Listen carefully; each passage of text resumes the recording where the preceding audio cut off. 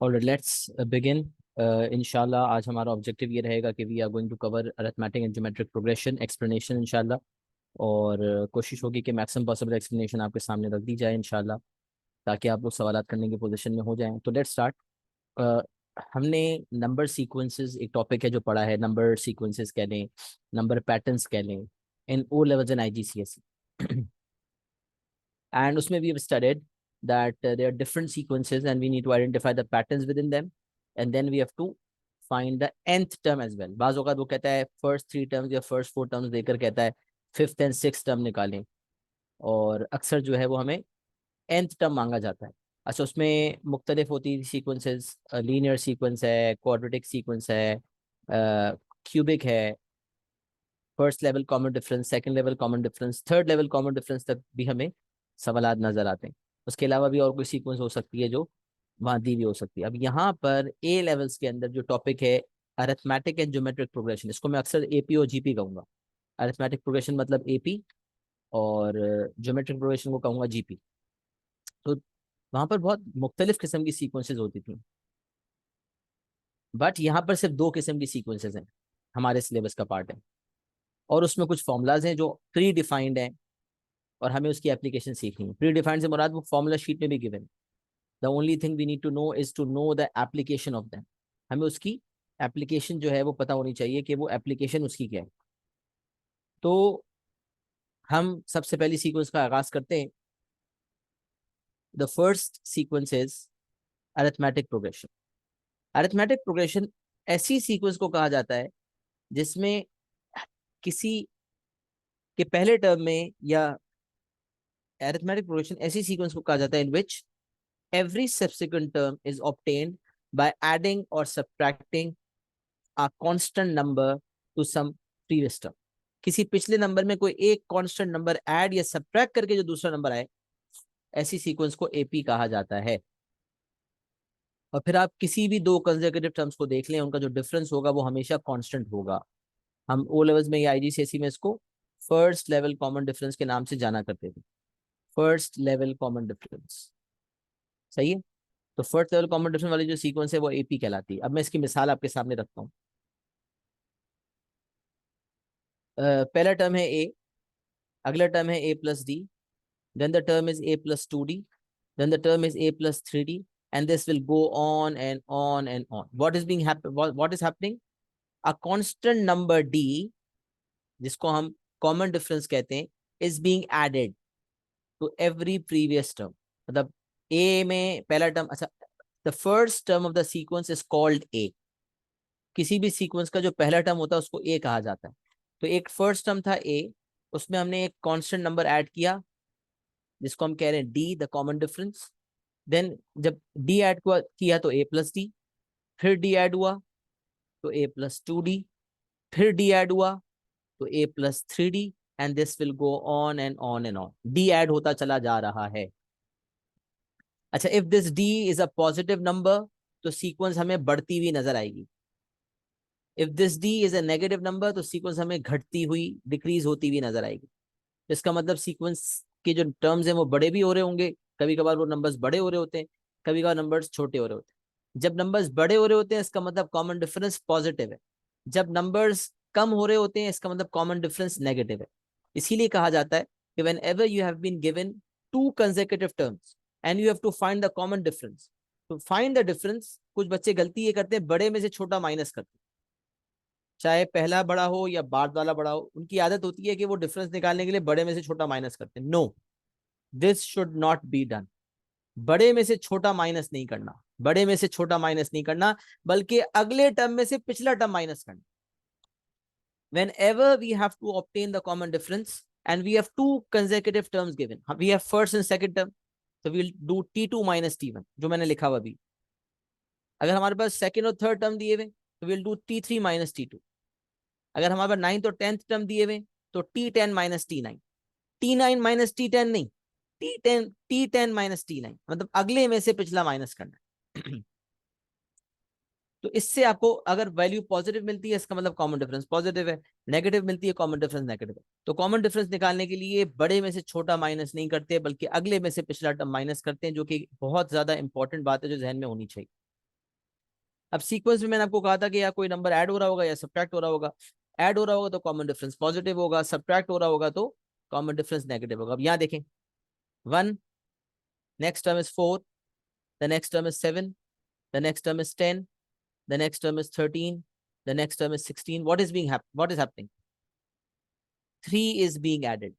So over here we'll say the first term of the sequence A, कोई किसी भी sequence के पहले टर्म को A कहते हैं। The first term of the sequence is 1, so A equals 1. Then किसी भी दो कंसेक्यूटिव टर्म्स को उठा लें, फर्स्ट एंड सेकंड को उठा लें तो 4 - 1 इट इज 3।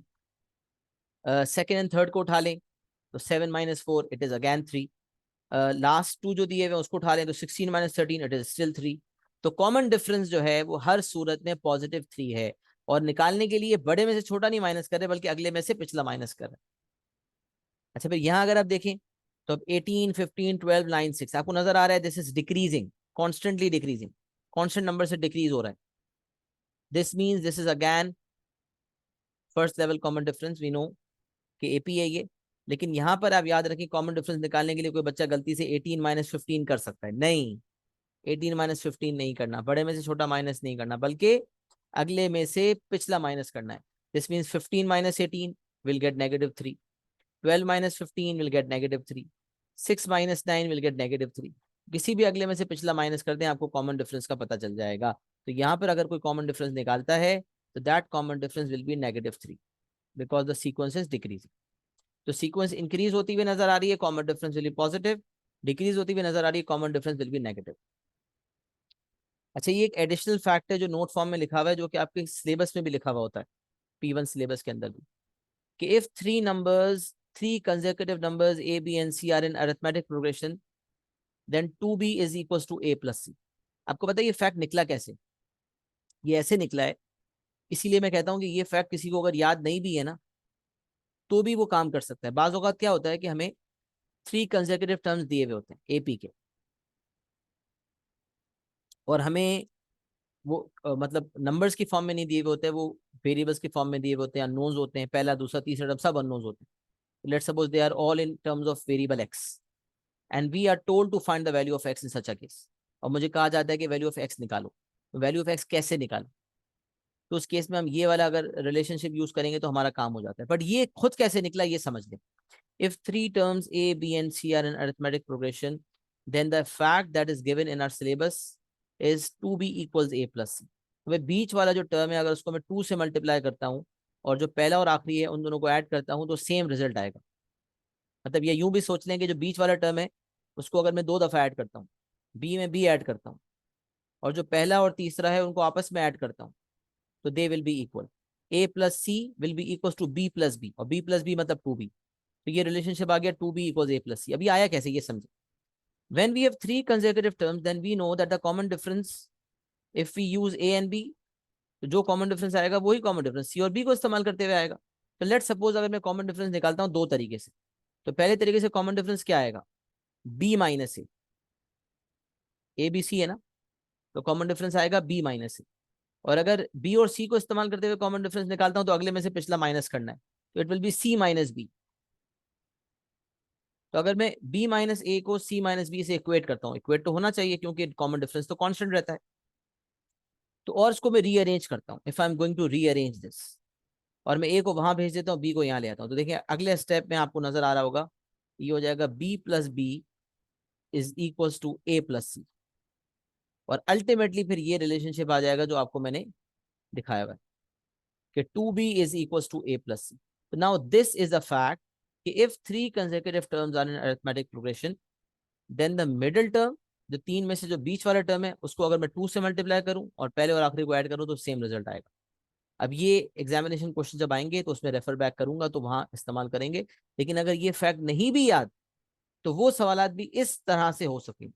अगर मैं वही 2 दफा कॉमन डिफरेंस निकालूं, दोनों को इक्वेट करूं, तो मैं अल्टीमेटली सेम आंसर पे पहुंचूंगा। बस एक स्टेप मेरा बच जाएगा अगर ये वाला फैक्ट मुझे याद है तो। If I know this fact then one of my steps will be save. नहीं याद तो फिर ये वाली लॉजिक इस्तेमाल करते हुए सवाल सॉल्व कर सकते हैं। अच्छा, आप इसको ट्राई करके देखते हैं। 1, 4 एंड 7 है, आप देखें 147 और 3 कंसेक्यूटिव टर्म्स। अब 4 को आप 2 से मल्टीप्लाई करें तो ये हो जाएगा 4 2 8, और 1 और 7 को ऐड करें तो आपको नजर आ रहा है 8। देखिए 1 एंड 7 का सम 4 को 2 से मल्टीप्लाई करने पे भी सेम नंबर आ रहा है। अच्छा, आपने कहा चलें किसी और पे ट्राई करते हैं। 10 13 एंड 16। अब 13 को आप 2 से मल्टीप्लाई करें, 2 टाइम्स 13 इज 26, एंड 10 प्लस 16, पहले और आखिरी को ऐड करें, 10 प्लस 16 इज ऑल्सो 26। आप देख सकते हैं कि मिडिल टर्म को 2 से मल्टीप्लाई करके और पहले और तीसरे को ऐड करके सेम रिजल्ट आ रहा है। लिहाजा ये फैक्ट साबित हो गया कि 2b is equal to a plus c। This is always true. If 3 consecutive terms are in AP, तो मिडिल टर्म को 2 से मल्टीप्लाई करें और बाकी पहले और तीसरे को ऐड करें तो सेम रिजल्ट आएगा। सही है, ये एक फैक्ट है जो आपको इस्तेमाल कहीं करना मिलेगा इंशाल्लाह। अच्छा, अब देखिए यहाँ पर आपके सामने जो है, मैंने आपको जो बयान करना था वो कर दिया। अब सर एक दफा डेफिनेशन देख लेते हैं AP की क्या डिस्क्रिप्शन है। An arithmetic progression is a sequence of numbers in which the difference between any two consecutive terms is constant। देखिए लफ्ज consecutive बड़ा इंपॉर्टेंट है। any two consecutive terms, जो एक साथ हैं, मतलब एक के बाद एक, वो कोई भी दो consecutive terms उठा लें, उनमें जब डिफरेंस देखेंगे तो वो कांस्टेंट ही रहेगा। तो is a sequence of numbers in which the difference between any two consecutive terms is constant।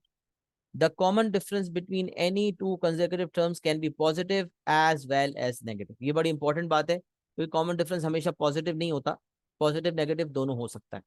तो मैंने आपके सामने रख दिया कि ये वो सीक्वेंस थी जिसका कॉमन डिफरेंस पॉजिटिव था, और नीचे वाली सीक्वेंस थी उसका कॉमन डिफरेंस नेगेटिव था। फिर नोट मैंने आपको डिटेल में एक्सप्लेन कर दिया। अच्छा, अब ओ लेवल्स में भी जब हम सवाल करते थे तो हमसे कहता था, डायरेक्ट कहता था 100th टर्म निकालो, 500th टर्म निकालो, और अक्सर एक्सप्रेशन भी मांगता था इन टर्म्स ऑफ एन। तो यहाँ पर भी एक्सप्रेशन है टर्म का, और यहाँ एक एडिशनल एक्सप्रेशन है सम का। मतलब अगर पहले 5 टर्म्स या पहले 10 या पहले 100 टर्म्स का सम निकालना है, तो मैं 100 टर्म्स निकालने थोड़ी ना बैठूंगा अगर उनका सम निकालना चाहता हूँ। तो डायरेक्ट कोई ऐसा फॉर्मूला होना चाहिए जो मुझे पहले 50 या पहले 100 का सम दे सके। तो ये फॉर्मूला भी हम इस्तेमाल करना सीखेंगे। गुड पार्ट इज ये सारे फॉर्मूलाज हमारे फॉर्मूला शीट में गिवन होते हैं, हमें सिर्फ एप्लीकेशन सीखनी है। तो अगर मैं आपको फॉर्मूला शीट दिखाऊं, तो यहाँ पर फॉर्मूला शीट जो है उसके अंदर अलजेब्रा के सेक्शन में लिखा हुआ है arithmetic progression UN is equal to A plus n minus 100, A plus n minus 1D। अच्छा, ये तो हम ओ लेवल IGCSE में यूज किया करते थे। अच्छा, यहाँ UN लिखा हुआ है, मैं टर्म n कहता हूँ यहाँ पर। अगर आप देखें तो मैंने एक्सप्लेनेशन में जब nth टर्म की बात की है तो मैंने TN लिखा है, मतलब टर्म n, तो वो उसको UN कह रहा होता है। तो वो कोई मसला नहीं है, बात एक ही है। अच्छा, फिर जो सम है उसको मैं सम ऑफ एन टर्म्स ही कहता हूँ, वो भी सम ऑफ एन टर्म्स ही कहता है। सम ऑफ एन के AP में दो फॉर्मुलाज हैं, n/2 A प्लस L, मतलब first term and last term को ऐड करके n/2 से मल्टीप्लाई कर दें, या एक और फॉर्मूला है n/2 2A plus n minus 1D। तो सम के दो फॉर्मुलाज, और टर्म का एक फॉर्मूला AP का दिया हुआ है। फिर ज्योमेट्रिक प्रोग्रेशन में टर्म का फॉर्मूला दिया हुआ है AR पावर n-1, सम का दिया हुआ है A1 minus r n upon 1 minus r, sum to infinity दिया हुआ है A अपॉन 1 माइनस आर। ये सब चीजें हम पढ़ेंगे, सम टू इन्फिनिटी क्या होता है, और वो सब चीजें हम डिस्कस करेंगे। सही है, बताने का मकसद ये था कि ये फॉर्मूला शीट जब भी आपको MF19 कहा जाता है, whenever you are going to give us your CI paper, you will get the formula sheet by the examiner in the invigilation room where you are going to do the paper. You'll get the paper along with the formula sheet which is known as MF19। MF19 formula sheet कहलाती है ये, और इसके अंदर detail होती है। इसमें mechanics के, स्टैटिस्टिक्स के, सबके फॉर्मूलाज दिए हुए होते हैं। आपने रेलेवेंट जो भी पेपर होता है उसके हिसाब से यूजेज करनी होती है। इफ इट्स P1 तो आपको P1 वाला सेक्शन चाहिए होता है, अगर S1 है तो S1 वाला सेक्शन देखना होता है, एंड सो ऑन। तो हम ये बात कर रहे थे कि यहाँ पर जो फॉर्मुलाज आपके सामने हैं वो तो फॉर्मुलाज तो याद करने ही नहीं है। तो एक जो बोझ हो सकता था फॉर्मुलाज याद करने का, वो बोझ भी नहीं है। तो ना only thing that we have to do is we have to actually, हमें क्या करना है, हमें फॉर्मुलाज याद नहीं करने, हमें फॉर्मुलाज की एप्लीकेशन सीखनी है। What matters the most for us is we need to understand how to apply the formulas. तो फॉर्मुला की एप्लीकेशन का आगाज करते हैं। टर्म का जो फॉर्मुला है वो है A plus n minus 1D। AP के अंदर अरिथमेटिक प्रोग्रेशन में टर्म का फॉर्मुला है A plus n minus 1D। What is A? A is the first term. What is D? D is the common difference. Common difference कैसे निकलता है ये बात मैंने कवर कर ली थी कि अगले में से पिछला माइनस करते हैं, बड़े में से छोटा नहीं माइनस करते बल्कि अगले में से पिछला माइनस करते हैं। एक बार नोट फॉर्म में मजीद लिखी हुई, common difference can not be zero. Common difference zero नहीं होना चाहिए, कॉमन डिफरेंस जीरो नहीं होना चाहिए, common difference should not be equal to zero. क्यों भाई? क्योंकि अगर कॉमन डिफरेंस 0 है तो पहला टर्म अगर 10 है तो बाकी सारे टर्म्स 10 हो जाएंगे, तो सीक्वेंस थोड़ी बनेगी फिर। तो इसलिए common difference should not B 0। कभी कभार ऐसा होता है क्वाड्रेटिक इक्वेशन बनता है, डी की मल्टीपल वैल्यूज आती हैं और डी की मल्टीपल वैल्यूज में एक वैल्यू 0 भी आती है, तो हमें याद रखना है कि डी अगर 0 आ रहा है लिहाजा वो वाली वैल्यू जो है वो एक्सेप्ट नहीं की जाएगी, रिजेक्ट कर देंगे, क्योंकि अगर वो आंसर में पेश कर देंगे तो एग्जामिनर आपके मार्क्स काट लेगा। तो आपने इससे अपने आप को महफूज रखना है। सही है। अच्छा, अब सवाल ये पैदा होता है, अगर एक सीक्वेंस में मैं टर्म निकालने का फॉर्मूला आपको अप्लाई करवा दूंगी वाला, तो आप देखिए एग्जाम्पल फॉर्म में लिखा हुआ है ए इज 1, फर्स्ट टर्म आपका 1 है, कॉमन डिफरेंस आपका जो है वो 3 है, जो टर्म का फॉर्मूला है वो है a plus n minus 1 D. तो ए की जगह पे आप देखिए मैंने 1 रखा हुआ है, a plus n minus 1 D है, तो ए की जगह लिखा हुआ है 1 प्लस एन माइनस 1, एन की जगह एन ही लिखा हुआ है और डी की जगह लिखा हुआ है 3।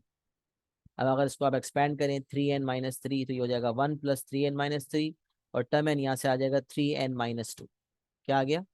3n-2। तो you have got the formula for nth term.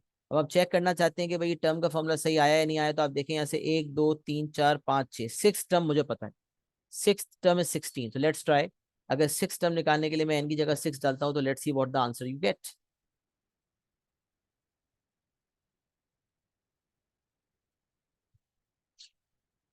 क्या आंसर आ रहा है? 3 times 6 is 18 and 18 minus 2 is 16. You can see that 3 times 6 is 18 minus 2, the answer is 16। और यहाँ पर भी आपका जो 6 टर्म है वो 16 ही है। अब क्योंकि 6 टर्म लिखा हुआ था तो मैंने इस सीक्वेंस को, इस फॉर्मूला को 6 टर्म निकालने के लिए इस्तेमाल किया। बट अगर आपको 100 टर्म निकालना है, 200 टर्म निकालना है, तो आप n की जगह अकॉर्डिंगली 100 या 200 सब्स्टिट्यूट करेंगे, आपके वो टर्म आ जाएगा। अच्छा, अगर n की वैल्यू रखेंगे तो आपको टर्म पता चल जाएगा, और अगर आपको टर्म दे देंगे तो आपको n की वैल्यू पता चल जाएगी। अच्छा, इसी चीज को मद्देनजर रखते हुए यहाँ लास्ट टर्म का फॉर्मूला भी लिखा हुआ है कि भाई अक्सर लास्ट टर्म की का जिक्र एग्जामिनर करता है, तो whenever the last term is mentioned always remember कि जो टर्म nth टर्म का formula a plus n minus 1 d, last term का भी वही फॉर्मूला है। बस लास्ट टर्म में मुझे पता होना चाहिए कुल मिला के टर्म्स कितने। लेट्स सपोज अगर मुझे पता है कि देयर आर 50 टर्म्स, तो I know that the location of the last term is 50th position, right? Last term is on the 50th position, in place of n I am going to substitute 50। अगर कुल मिला के 100 terms है तो n की जगह 100 रखूंगा। तो अगर मुझे पता चल जाए कुल मिला के कितने टर्म्स हैं और लास्ट टर्म निकालने की जरूरत पड़ रही है, तो वही a plus n minus 1 d वाला फॉर्मूला इस्तेमाल होगा जो टर्म का फॉर्मूला है। बस डिफरेंस ये है कि उसमें n की जगह पे मुझे वो वाले नंबर, उसकी लोकेशन का पता होना चाहिए कि लास्ट टर्म आखिर कितने टर्म्स थे सीक्वेंस में, ताकि मुझे पता चल जाए सीक्वेंस में 200 टर्म्स थे तो इसका मतलब लास्ट टर्म 200th पोजीशन पर होगा, लिहाजा n की जगह 200 सब्स्टिट्यूट करूंगा। अच्छा, अक्सर लास्ट टर्म का फॉर्मूला तब यूज हो रहा होता है जब लास्ट टर्म दिया हुआ होता है और मुझे ये पता लगाना होता है कुल मिला के टर्म्स कितने हैं। जैसे बाज़ औक़ात वो कहता है the first term of the sequence is 1 and the last term is let's suppose 198 something, कुछ भी हो सकती है, मतलब मैं तो ऐसे ही कह रहा हूँ, मुझे याद नहीं है यहाँ से क्या आएगी, लेकिन लास्ट टर्म कुछ बड़ा सा दे दिया उसने और मुझे कह रहा है find the sum of all the terms, तमाम टर्म्स का सम निकालो, तमाम टर्म्स का सम निकालो। अब भाई सवाल पैदा होता है, पहला टर्म पता है, लास्ट टर्म पता है, ये थोड़ी पता है कि कितने टर्म्स हैं। तो then in that case last term की जगह लास्ट टर्म रखूंगा, a plus n minus 1 d में a की वैल्यू सब्स्टिट्यूट करूंगा, d की सब्स्टिट्यूट करूंगा, जो n की वैल्यू आएगी वो मुझे बताएगी कि उस सीक्वेंस में आके टर्म्स कितने, क्योंकि लास्ट टर्म रखने के बाद मुझे लास्ट टर्म की पोजीशन का पता चल जाएगा। तो लास्ट टर्म की पोजीशन लेट्स सपोज अगर 200 है तो मैं समझ जाऊंगा उस सीक्वेंस में 200 टर्म्स हैं, और अकॉर्डिंगली मैं 200 टर्म्स का सम निकालूंगा, क्योंकि सम के फॉर्मूला के अंदर भी अगर आगे आप आए तो सम के फॉर्मूला में n नजर आ रहा है। दिस मीन्स अगर मुझे ये पता होगा कि कितने टर्म्स का सम निकालना है तो ही मैं सम निकाल सकता हूं, इसके बगैर नहीं निकाल सकता। जब तक कि मुझे ये ना पता चले कि कितने टर्म्स हैं, मैं तमाम टर्म्स का सम नहीं निकाल सकता। So I need to know the number of terms in total. If I have been given the last term and the first term, but I do not know how many terms are there altogether, then I will use L equals A plus N minus 1D, and in place of L, I will substitute the last term, A की जगह first term, D की जगह common difference, और from there I will get the value of N। और जो value of n होगी वो मुझे बताएगी कि कुल मिला के सीक्वेंस में लास्ट टर्म को मिला के कुल मिला के सीक्वेंस में कितने टर्म्स हैं, how many terms are there in total. So if an examiner has told me to find the sum of all the terms, then I need to know how many terms are there in total, and for that I am going to use the last term का इस्तेमाल करूंगा तो मुझे पता चल जाएगा कुल मिला के लास्ट टर्म की पोजीशन क्या है। लास्ट टर्म अगर 200 पोजीशन पर है इसका मतलब उसमें 200 टर्म्स हैं, लास्ट टर्म जो है वो 149 पोजीशन पर है इसका मतलब टोटल 149 टर्म्स है, एंड सो ऑन। तो टर्म का फॉर्मूला अप्लाई करके 3n-2 आ गया था। सम का फॉर्मूला अप्लाई करके देखते हैं।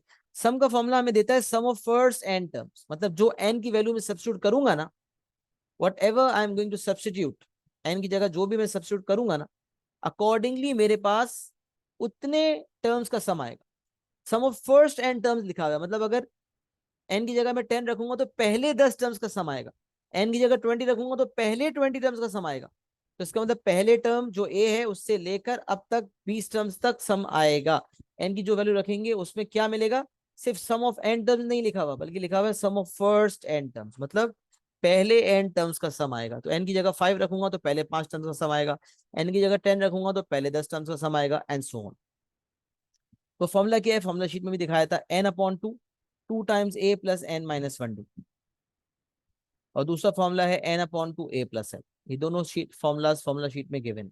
आपको पता है l जो है वो a प्लस n-1d होता है, लिहाजा a प्लस n-1d जो है 2a प्लस n-1d ही बनता है।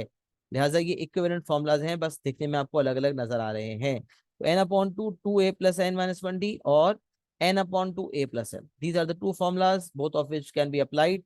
अगर मुझे पहला टर्म सीक्वेंस का पता है, आखिरी टर्म भी पता है, और मुझे सम निकालने का कहा गया, तो I need to know how many terms are there in total. तो हम लास्ट टर्म को जो है यहाँ पर यूज करेंगे, इससे हमारे पास n जो है, जो अननोन है, वो आ जाएगा। और फिर जब ये n आ जाएगा लास्ट टर्म को इस्तेमाल करते हुए, तो फिर इस n को हम यहाँ पर रखेंगे सम के फॉर्मूला में, और a और l तो है ही, तो n/2 a प्लस l इस्तेमाल करेंगे, हमारे पास n टर्म्स का सम हासिल हो जाएगा। और अगर ये नहीं इस्तेमाल करता तो दूसरा फॉर्मूला है n/2 2 times a plus n-1d, जो कि मैं हमेशा इस्तेमाल कर सकता हूँ। Both formulas can be use whenever we want to use, right.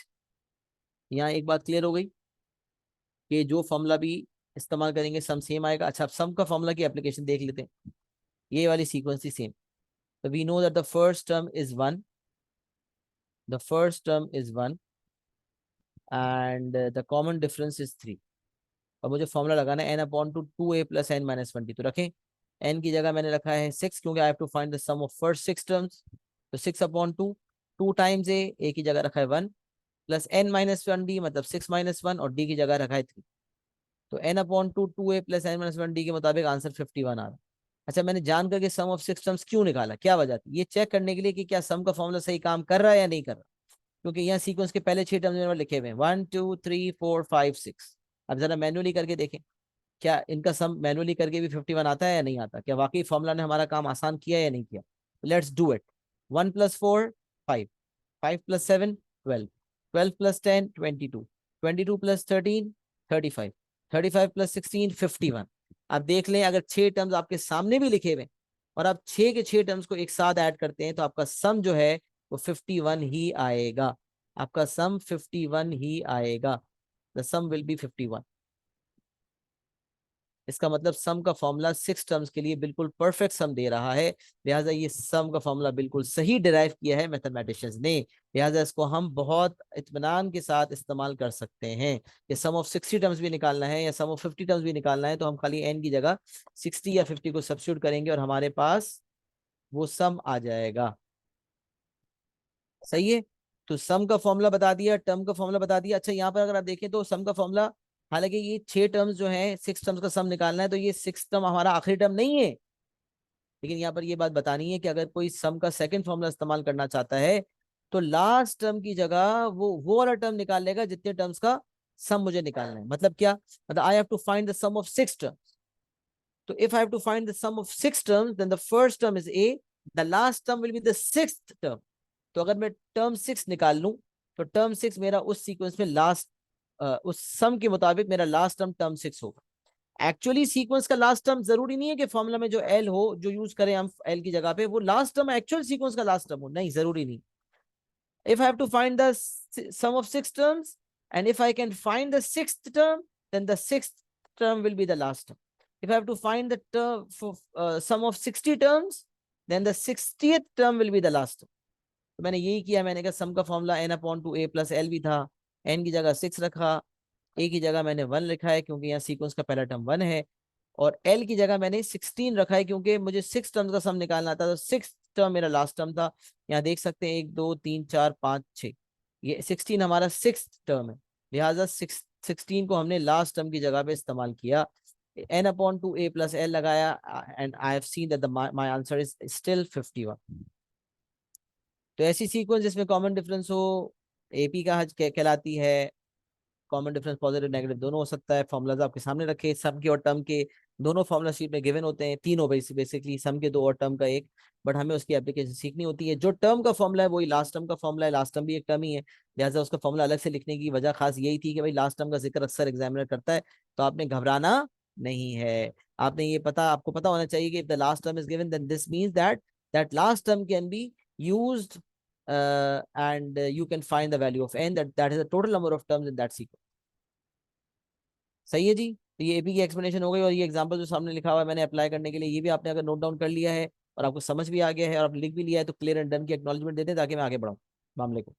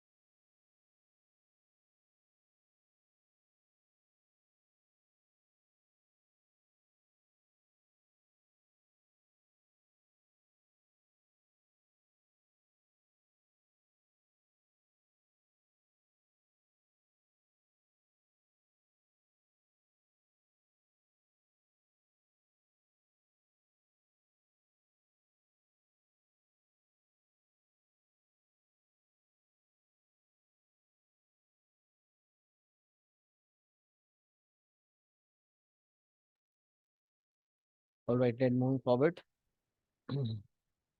अच्छा, इसमें मजीद कुछ इन्फॉर्मेशन आपके सामने आपको नजर आ रही है। The following points are valid for both AP and GP. वो क्या है वो समझ लें। लेट सपोज अभी हमें फर्स्ट 6 टर्म्स का सम निकालने का कहा गया, या फर्स्ट 50 टर्म्स का सम निकालने को कहा गया, तो हमने निकाल दिया। But let suppose if the examiner is telling us that let suppose there are 30 terms in the sequence and we are told to find the sum of the last 7 terms. जैसे यहाँ लिखा हुआ है, if there are total of 30 terms and we need to find the sum of the last 7 terms, there can be two methods। अब देखें ये बात को समझिएगा। लास्ट 7 टर्म्स, पहले तो ये समझ लें कौन से टर्म से शुरू हो रहे हैं और कौन से टर्म पे खत्म हो रहे हैं। लास्ट 7 टर्म्स का मतलब होगा, कि 24th टर्म से लेकर, लास्ट 7 टर्म्स का क्या मतलब होगा ये समझ लें पहले। 24th, 25th, 26th, 27, 28, 29, 30। इसका मतलब टर्म 24 से लेकर टर्म 30 तक का सम मुझे चाहिए। लास्ट 7 टर्म्स का मतलब है टर्म 24 से लेकर टर्म 25। मैं यहाँ लिख रहा हूँ बल्कि इस तरह से ना, 24th to 30th। Last 7 terms का मतलब है 24वें टर्म जो है वो भी लेना होगा, उसका भी सम 24, 25, 26, 27, 28, 29, 30। ये नजर ऐसा आ रहा है बच्चे समझते हैं 24 से 30 तक 6 टर्म्स है, नहीं, they are inclusive. 24th and 30th both are inclusive. तो 24th, 25th, 26th, 27th, 28th, 29th and 30th। आप काउंट करें फिंगर्स पे, आपको नजर आएगा कि 30 एंड 24 का डिफरेंस 6 है, बट दोनों इंक्लूसिव है, इसका मतलब कुल मिला के 7 टर्म्स। तो एक बात तो ये समझ आ गई कि 7 टर्म्स का सम मुझे निकालना है, लास्ट 7 टर्म्स का सम मुझे निकालना है। तो मेथड नंबर 1 मेरा क्या हो सकता है कि मैं पहले 30 टर्म्स का सम निकाल लूं, सम ऑफ फर्स्ट 30 टर्म्स, तो फर्स्ट से लेकर 30 तक का सम आ जाएगा। फिर मैं सम ऑफ फर्स्ट 23 टर्म्स निकाल लूं, तो फर्स्ट से लेकर 23 का सम आ जाएगा।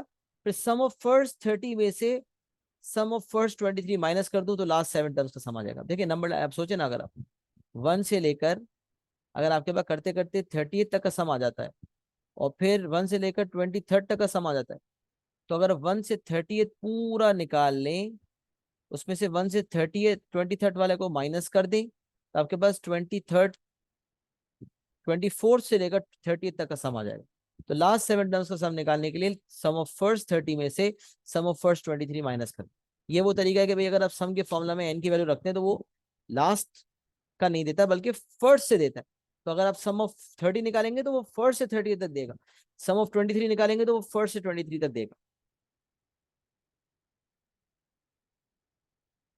अच्छा, मेथड 2 कह रहे हैं कि अगर जो है first find the 24th term and considering it as the first term find S7। अब अगर कोई बंदा कहता है कि नहीं भाई मैं डायरेक्टली सम के फॉर्मूला में एन की जगह 7 रखूंगा क्योंकि मैं 7 टर्म्स का सम निकाल रहा हूं, तो आपको पता है वो क्या करेगा, वो अपना फर्स्ट टर्म चेंज करेगा। अगर वो फर्स्ट एक्चुअल सीक्वेंस का जो पहला टर्म है उसको ही ए मानता है ना, तो फिर तो उसका फर्स्ट से लेकर 30 तक का सम आएगा। सॉरी, अगर S7 इस्तेमाल करता है तो फर्स्ट से लेकर 7 तक का सम आएगा। लेकिन अगर कोई बंदा डायरेक्ट 24 से लेकर 30 तक का सम निकालना चाहता है और वो सम के फॉर्मूला में एन की जगह 7 इस्तेमाल करना चाहता है, तो इसका हल ये है कि उसको ये पता है ना कि 24 से 30 तक का सम चाहिए, तो वो 24th टर्म निकाले और 24th टर्म को अपना फर्स्ट टर्म माने। First find the 24th term and treat it as your first term. मतलब एक नई सीक्वेंस का आगाज कर ले, मतलब सीक्वेंस तो वही चल रही है लेकिन ओरिजिनल सीक्वेंस का फर्स्ट टर्म तो फर्स्ट वाला कुछ और टर्म था। अब जो नई सीक्वेंस आप बना रहे हैं वो 24 से उसका स्टार्ट करवाएं उसको, तो जो 24 टर्म है उसको फर्स्ट मान लें, 24 टर्म को फर्स्ट टर्म मान लें। तो 24 टर्म को आप फर्स्ट टर्म मान लेंगे तो फिर जो आपका फॉर्मूला होगा उसके मुताबिक या तो आप 30 टर्म पहले निकाल लें तो आपका लास्ट टर्म आ जाएगा और फिर a plus l n upon two a plus l वाला फॉर्मूला लगा लें, या फिर अगर आप सम ऑफ 7 टर्म्स निकालते हैं लगाते हैं तो आपको पता है एन अपॉन टू 7/2 हो जाएगा 2 times a plus 7 - 1 into d. Common difference आपको पता होगा, लेकिन ये जो ए होगा ना ये आपका 24th टर्म होगा, ये याद रखो, ए की जगह आपका 24th टर्म आएगा। सही है, तो ये नोट नंबर 2 मैंने आपके सामने रख दिया। नोट नंबर 1, नोट नंबर 2 तो मैंने समझा दिया, नोट नंबर 1 सुन लें। अभी यहाँ क्यों लिखा हुआ है ये नोट, यकीनन आपको 5 रुपए के सवाल करने के बाद ये ज्यादा अंदाजा होगा, क्योंकि ऐसे कुछ सवाल आते हैं इसके अंदर ये बहुत इफेक्टिव होता है और आसानी से हो जाता है। तो ये समझ लें कि अगर आपको कभी nth टर्म निकालना है तो आप सम ऑफ n में से सम ऑफ n - 1 माइनस करेंगे। इसको एग्जाम्पल के थ्रू समझते हैं, ज्यादा समझ आएगा। लेट सपोज आपको 10th टर्म निकालना है, तो आप पहले 10 टर्म्स का सम निकालेंगे और उसमें से पहले 9 टर्म्स का सम माइनस कर देंगे। सोचे ना, 10 टर्म्स के सम में से अगर पहले 9 टर्म्स का सम माइनस कर देंगे तो जो बचेगा वो खाली एक ही टर्म का सम तो बचेगा, और एक ही टर्म का सम का मतलब क्या, सम तो कम से कम सम के लिए 2 टर्म्स चाहिए, तो मतलब आखिरी टर्म ही मिल जाएगा। तो अगर सम ऑफ 10 में से सम ऑफ 9 माइनस कर दूंगा तो 10th टर्म की वैल्यू पता चल जाएगी। तो अगर मुझे लेट सपोज 100th टर्म निकाल 50th टर्म निकालना है, 50th टर्म निकाल, तो मैं सम ऑफ 50 टर्म्स निकालूंगा और सम ऑफ 50 टर्म में से सम ऑफ 49 माइनस कर दो। तो यही जनरल फॉर्म में लिखा हुआ है कि अगर nth टर्म निकालना है तो sum of first n terms में से sum of first n minus 1 terms minus कर दो। n की जगह आप देखें रखें, n की जगह अगर लेट सपोज आप 10 रखते तो n माइनस 1 का मतलब हो जाएगा 10 - 1, और 10 - 1 मतलब 9 हो जाएगा।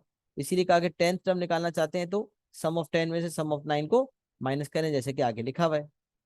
तो जनरल टर्म्स में लिखा हुआ है कि nth टर्म निकालने के लिए सम ऑफ n में से sum of first n terms में से sum of first n minus 1 terms, जो कि उनसे एक टर्म कम का सम होगा, उसको माइनस कर देंगे तो आपके पास nth टर्म हासिल हो जाएगा।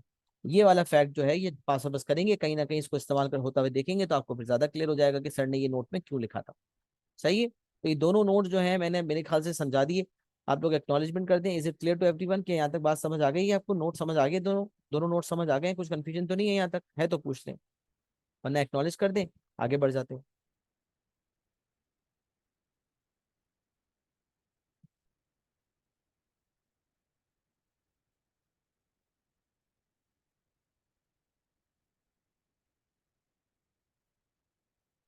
Okay, now let's look at the pass paper question of arithmetic and arithmetic progression. AP हमने एक्सप्लेनेशन वाइज समझ लिया है, उसका एक फॉर्मूला पास, इसका एग्जांपल पास पेपर का देख लेते हैं।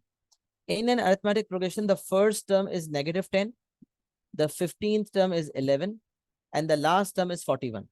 Find the sum of all the terms in the progression.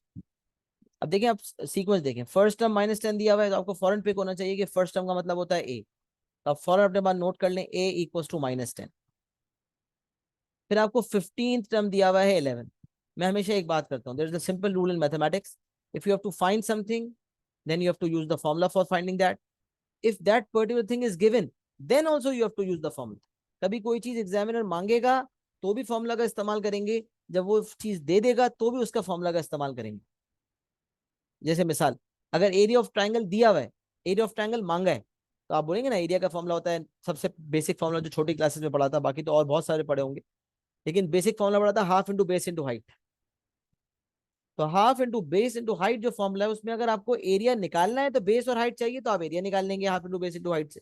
But अगर आपको एरिया दे दिया जाए, if you have been given the area of the triangle, then also you have to write a equals 1/2 into b into h, और फिर ए की जगह पे गिवन एरिया इस्तेमाल करेंगे। बेस और हाइट में से कोई एक चीज और गिवन होगी तो आपके पास अदर अदर थिंग आ जाएगी। मतलब अगर बेस दिया हुआ है तो एरिया और बेस से हाइट आ जाएगी, हाइट दी हुई है तो हाइट और एरिया से बेस आ जाएगा। तो बॉटम लाइन ये है कि एरिया मांगा जाए या एरिया दिया जाए, एरिया का फॉर्मूला इस्तेमाल करेंगे। इसी तरह यहाँ 15 टर्म मांगा जाता तो 15 टर्म का फॉर्मूला सोचते a plus n minus one d, n की जगह 15 आएगा तो ए प्लस 15 - 1 डी के मुताबिक ए प्लस 14 डी हो जाता। इसको भी अगर आप समझ लें इस चीज को, तो पहला टर्म ए होता है, दूसरा टर्म ए प्लस डी होता है, तीसरा टर्म ए प्लस 2 डी होता है, थर्ड टर्म है लेकिन ए में 2 डी ऐड हो रहे हैं, सेकंड टर्म है लेकिन ए में 1 डी ऐड हो रहा है। तो अगर मैं आपसे कहूँ 20th टर्म बताएं तो आप डायरेक्ट कह सकते हैं ए प्लस 19 डी। सही निकला कैसे? ये एन टर्म के फॉर्मूला से निकला, a plus n minus 1 d. N की जगह आप 5 रखेंगे तो 5 - 1 4 डी हो जाएगा, ए प्लस 4 डी। एन की जगह 10 रखेंगे तो ए plus 10 - 1 D, a plus 9 D हो जाएगा। 100 रखेंगे तो ए प्लस 99 डी हो जाएगा। तो एक कम हो जाएगा, जो भी एन होगा उसका उससे एक कम डी हो जाएगा आपका। तो ए 20 टर्म होगा ए प्लस 19 डी। तो 15 टर्म हो जाएगा ए प्लस 14 डी। तो आप ए प्लस 14 डी को 11 से इक्वेट करेंगे, फर्स्ट टर्म की वैल्यू आपको पता है, यहाँ से आपके पास डी आ जाएगा। You will find the value of D. तो सवाल में जैसे ही इंफॉर्मेशन पढ़ते जाएं फौरन फौरन सोचते जाएं कौन सा फॉर्मूला लगेगा, उसको लगाते भी जाएं, उससे कुछ निकालते भी जाएं। तो फर्स्ट टर्म -10 था, ए मिल गया, 15 टर्म दिया हुआ था, यहाँ से डी आ गया। फर्स्ट टर्म -10 है, टर्म 15 है, a plus n minus 1 d which is a plus 15 - 1 d which becomes a plus 14 d. A की जगह -10 रख दिया, डी पता नहीं था, 15 टर्म की जगह मैंने 11 रख दिया, तो यहाँ से डी की वैल्यू आ गई 1.5। यहाँ तक कोई मसला नहीं था। आगे कहता है लास्ट टर्म 41 है and find the sum of all the terms. तमाम टर्म्स का सम निकालो। अरे भाई, तमाम टर्म्स का सम तो तब निकालूंगा ना जब ये पता होगा कि टोटल टर्म्स हैं कितने, क्योंकि सम के फॉर्मूला में तो एन चाहिए होता है, एन की तादाद पता लगानी पड़ेगी। तो फिर वही बात जो मैंने आपसे कही थी कि अगर लास्ट टर्म दिया हुआ है तो लास्ट टर्म से लास्ट टर्म की लोकेशन या पोजीशन मालूम कर लें। लास्ट टर्म जिस लोकेशन या पोजीशन पे होगा सीक्वेंस में उतने ही टर्म्स होंगे। तो मैंने लास्ट टर्म का फॉर्मूला इस्तेमाल किया जो कि ए प्लस एन माइनस 1 डी ही है। लास्ट टर्म की जगह रखा 41, ए की जगह रखा -10। तो l equals to a plus n minus 1 d. Last term first term रख दिया, डी की जगह मैंने रखा है 1.5। तो अगर आप 41 + 10 करते हैं 51, उसमें 1.5 डिवाइड करते हैं, पहले 41 में 10 ऐड करेंगे, फिर जो आंसर आएगा उससे 1.5 को डिवाइड करेंगे, और फिर एंड में n-1 का आंसर आ जाएगा तो 1 को प्लस करेंगे। तो आप देख लें, कैलकुलेटर इस्तेमाल कर लें, कैलकुलेटर अपने हाथ में रखा करें जब मैं समझा रहा हूँ। And the value of n that you are going to get is 35। Value of n is 35। तो आपको यहाँ से ये पता चल गया कि टोटल टर्म्स कितने। Now that you know that they are all together 35 terms, then what you can do, then you have to you know the formula n/2 2a + n-1d, या एक और फॉर्मूला होता है n/2 a + n। तो n है 35 because there are 35 terms, तो 35/2 a + n, the formula was a + n। a की जगह आ गया फर्स्ट टर्म, लास्ट टर्म की जगह आ गया 41, एंड यू हैव गॉट 542.5। अच्छा, क्योंकि ये एग्जैक्ट आंसर आ रहा है, ये नॉन एग्जैक्ट नहीं है, इसलिए इसको राउंड ऑफ करने की जरूरत भी नहीं है। नॉन एग्जैक्ट आंसर होते हैं उसको 3SL में राउंड ऑफ करते हैं, बट यहाँ नॉन एग्जैक्ट नहीं है, एग्जैक्ट है, लिहाजा 542.5 जो है आपका फाइनल आंसर हो जाएगा। तो ये एक एपी का एग्जांपल 5 पेपर का क्वेश्चन, ताकि आपकी एपी की थोड़ी सी स्किल्स अप्लाई हो जाए। उसके बाद हम जीपी की एक्सप्लेनेशन का आगाज करने वाले हैं। तो मुझे बता दें, क्या ये एक्सप्लेनेशन, क्या ये एग्जांपल सबको क्लियर है और आपने नोट भी कर लिया है? If you have noted it down, you have understood it, just right clear and done in the chat box so that I can move forward.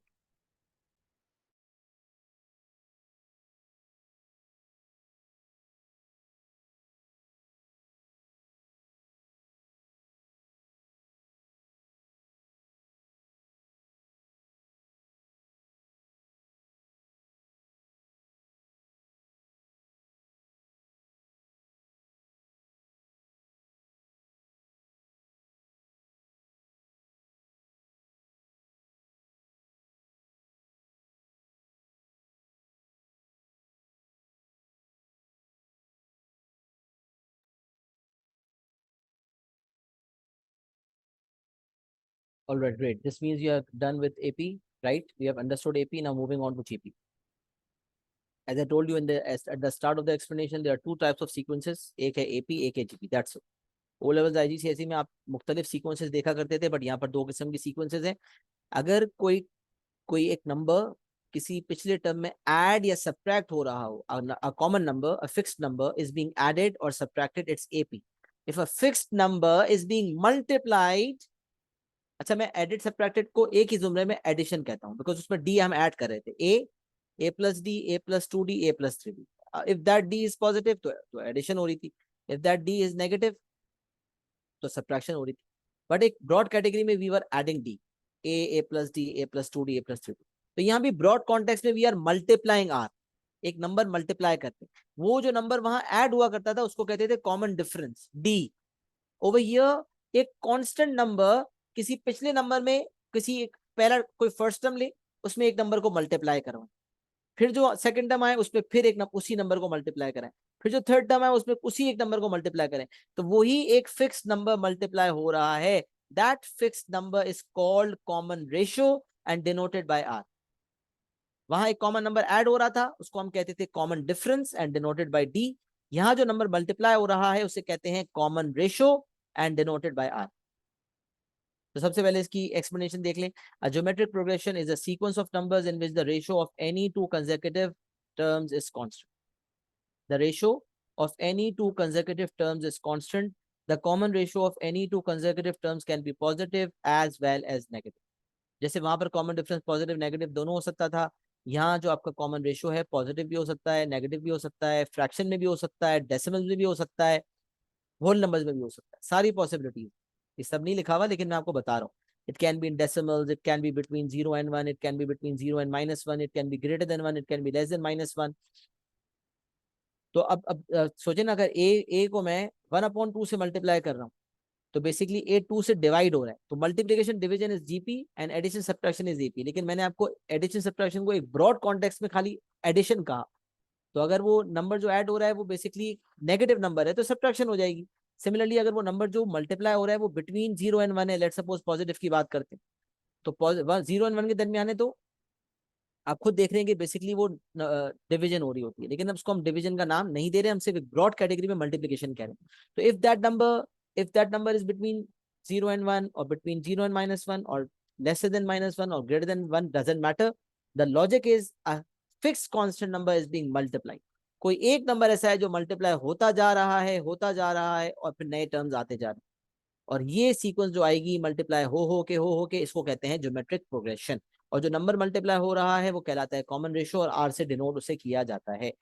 So let's read it and then you'll get it inshallah. Geometric progression is the sequence of numbers in which the ratio of any two consecutive terms is constant. वहाँ any two consecutive terms का difference constant था AP में। यहाँ common ratio जो है, मतलब division करने के बाद जो रेशियो आता है वो किसी भी दो कंसेक्यूटिव टर्म्स का कांस्टेंट है। The common ratio of any two consecutive terms can be positive as well as negative. अब वहाँ सीक्वेंस बनी थी a plus d, a plus two d, a plus three d. यहाँ क्या बनी, ए है उसमें आर मल्टीप्लाई किया तो ए आर, फिर आर मल्टीप्लाई किया तो ए आर स्क्वायर, फिर आर मल्टीप्लाई किया तो ए आर क्यूब। अब फॉर्मूला से भी इसको देखें तो आपको नजर आएगा। पहला टर्म अगर आप निकाल रहे हैं, फॉर्मूला शीट में गिवन है, फर्स्ट टर्म निकाल रहे हैं तो r one minus one, r power zero हो जाएगा, any base to the power of zero is one, तो यहाँ सिर्फ ए बच गया, तो पता चला first term is a. If you want to find the second term then it's a r power to minus one which is a r, तो आपको नजर आ रहा है यहाँ पर ए आर। अगर थर्ड टर्म निकालना है तो a r power three minus one it's a are square, fourth term निकालना है तो a r power four minus one it's a r cube. तो पहला टर्म है ए, दूसरा टर्म है ए आर, तीसरा टर्म है ए आर स्क्वायर, फिर है a r cube. What is happening, r is being multiplied. अच्छा, अब जैसे कॉमन डिफरेंस में मैंने कहा था, ऐसा नहीं है कि बड़े में से छोटा डिवाइड करना, बड़े में से छोटे को माइनस करना है, नो, अगले में से पिछला माइनस करना है। इसी तरह कॉमन रेशियो में बता रहा हूँ कि बड़ा डिवाइड बाय छोटा नहीं है, बल्कि अगला डिवाइड बाय पिछला है। तो if two consecutive terms are being given, if two consecutive terms are being given, then ratio is T2 upon T1, or it's T3 upon T2, और it's T10 upon T9। वहां भी जो first A जो है हमारा first term है, r हमारा common ratio कहलाता है। जो हमारा एन टर्म का फॉर्मूला है a r power n minus one, वही हमारे लास्ट टर्म का फॉर्मूला है a r power n minus one. ये बात हमने एपी में भी देख ली थी। T2 upon T1, T3 upon T2, या अगर 10 तो 9 टर्म दिए हुए तो T10 अपॉन T9 से हमारा कॉमन रेशियो आएगा, मतलब अगले में से पिछला डिवाइड करेंगे। कॉमन डिफरेंस कभी माइनस वन, कॉमन डिफरेंस कभी जीरो नहीं हो सकता था, कॉमन डिफरेंस कभी जीरो नहीं हो सकता। इसी तरह कॉमन रेशियो कभी माइनस वन जीरो या वन नहीं होना चाहिए। R should not be equal to minus one zero one. किताबों में भी ये बात लिखी हुई है कि common ratio minus one zero one नहीं होना चाहिए। क्यों भाई, अगर कॉमन रेशियो जीरो है, कॉमन रेशियो माइनस वन से स्टार्ट करते हैं, तो एक टर्म अगर 10 है तो अगला term 10 to minus one minus 10 हो जाएगा, फिर मल्टीप्लाई करेंगे तो 10 हो जाएगा, फिर 10, फिर माइनस 10, फिर 10 माइनस, ये कैसी सीक्वेंस है।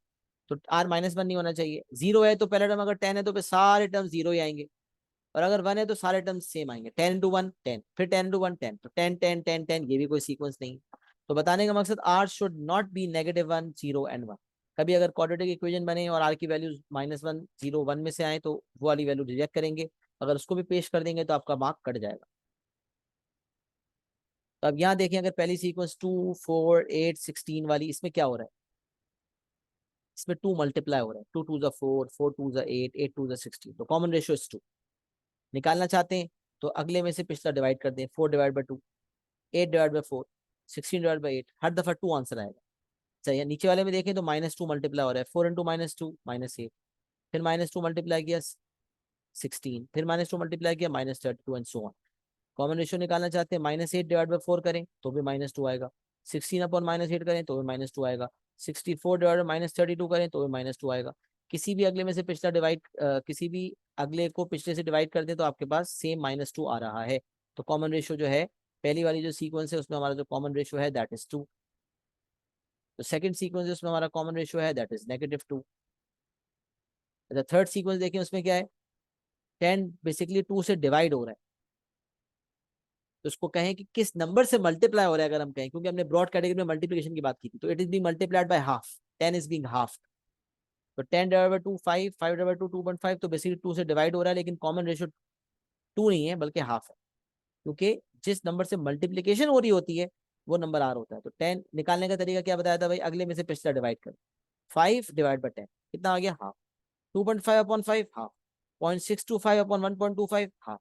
किसी भी अगले अगले टर्म को पिछले से डिवाइड कर देंगे तो आपके पास कॉमन रेशियो आ जाएगा, over here the common ratio is half. अच्छा, फिर मैंने आपको एबी में एक बात बता दी कि अगर एबीसी अरिथमेटिक प्रोग्रेशन में है तो बीच वाले को 2 दफा ऐड करें आपस में, बी को अपने आप से ही 2 दफा ऐड करें, बी और बी को, और पहले और तीसरे को ऐड करें, तो 2b इज a प्लस सी था। यहाँ पर क्या है कि अगर a b c geometric progression में है तो जो बीच वाला है उसको अपने आप से ही मल्टीप्लाई करें, जैसे वहां अपने आप से ऐड करते थे या अपने आप से ही मल्टीप्लाई करते हैं, तो b into b, b into b is b square, b into b is b square, और पहले को तीसरे से मल्टीप्लाई करें तो a इंटू सी, तो b square equal a c, वहां था 2b equals a plus c. AP में कब है तीन टर्म्स अगर कंसेक्यूटिव दिए हैं, when are they, if they are in AP then what will happen, then 2 times b will be equals to a plus c. But अगर if three consecutive terms are in geometric progression, then b square middle term का square will be equals to the product of the first and the third. b square equals ac. अभी निकला कैसे ये भी देख ले, मैंने वहां भी बताया था आपको। ये ऐसे निकला भाई कि अगर आप देखें कॉमन रेशियो निकाल के, if there are 3 terms given, अगर आप ये फैक्ट भूल जाते तो मैंने इसका आपको ऑल्टरनेटिव बताया था कि आप second term divide by first term करें या थर्ड डिवाइड बाय सेकंड करें, तो आपको कॉमन रेशियो आएगा। तो भैया a b c are 3 terms, then b divided by a, b divided by a equals c divided by b।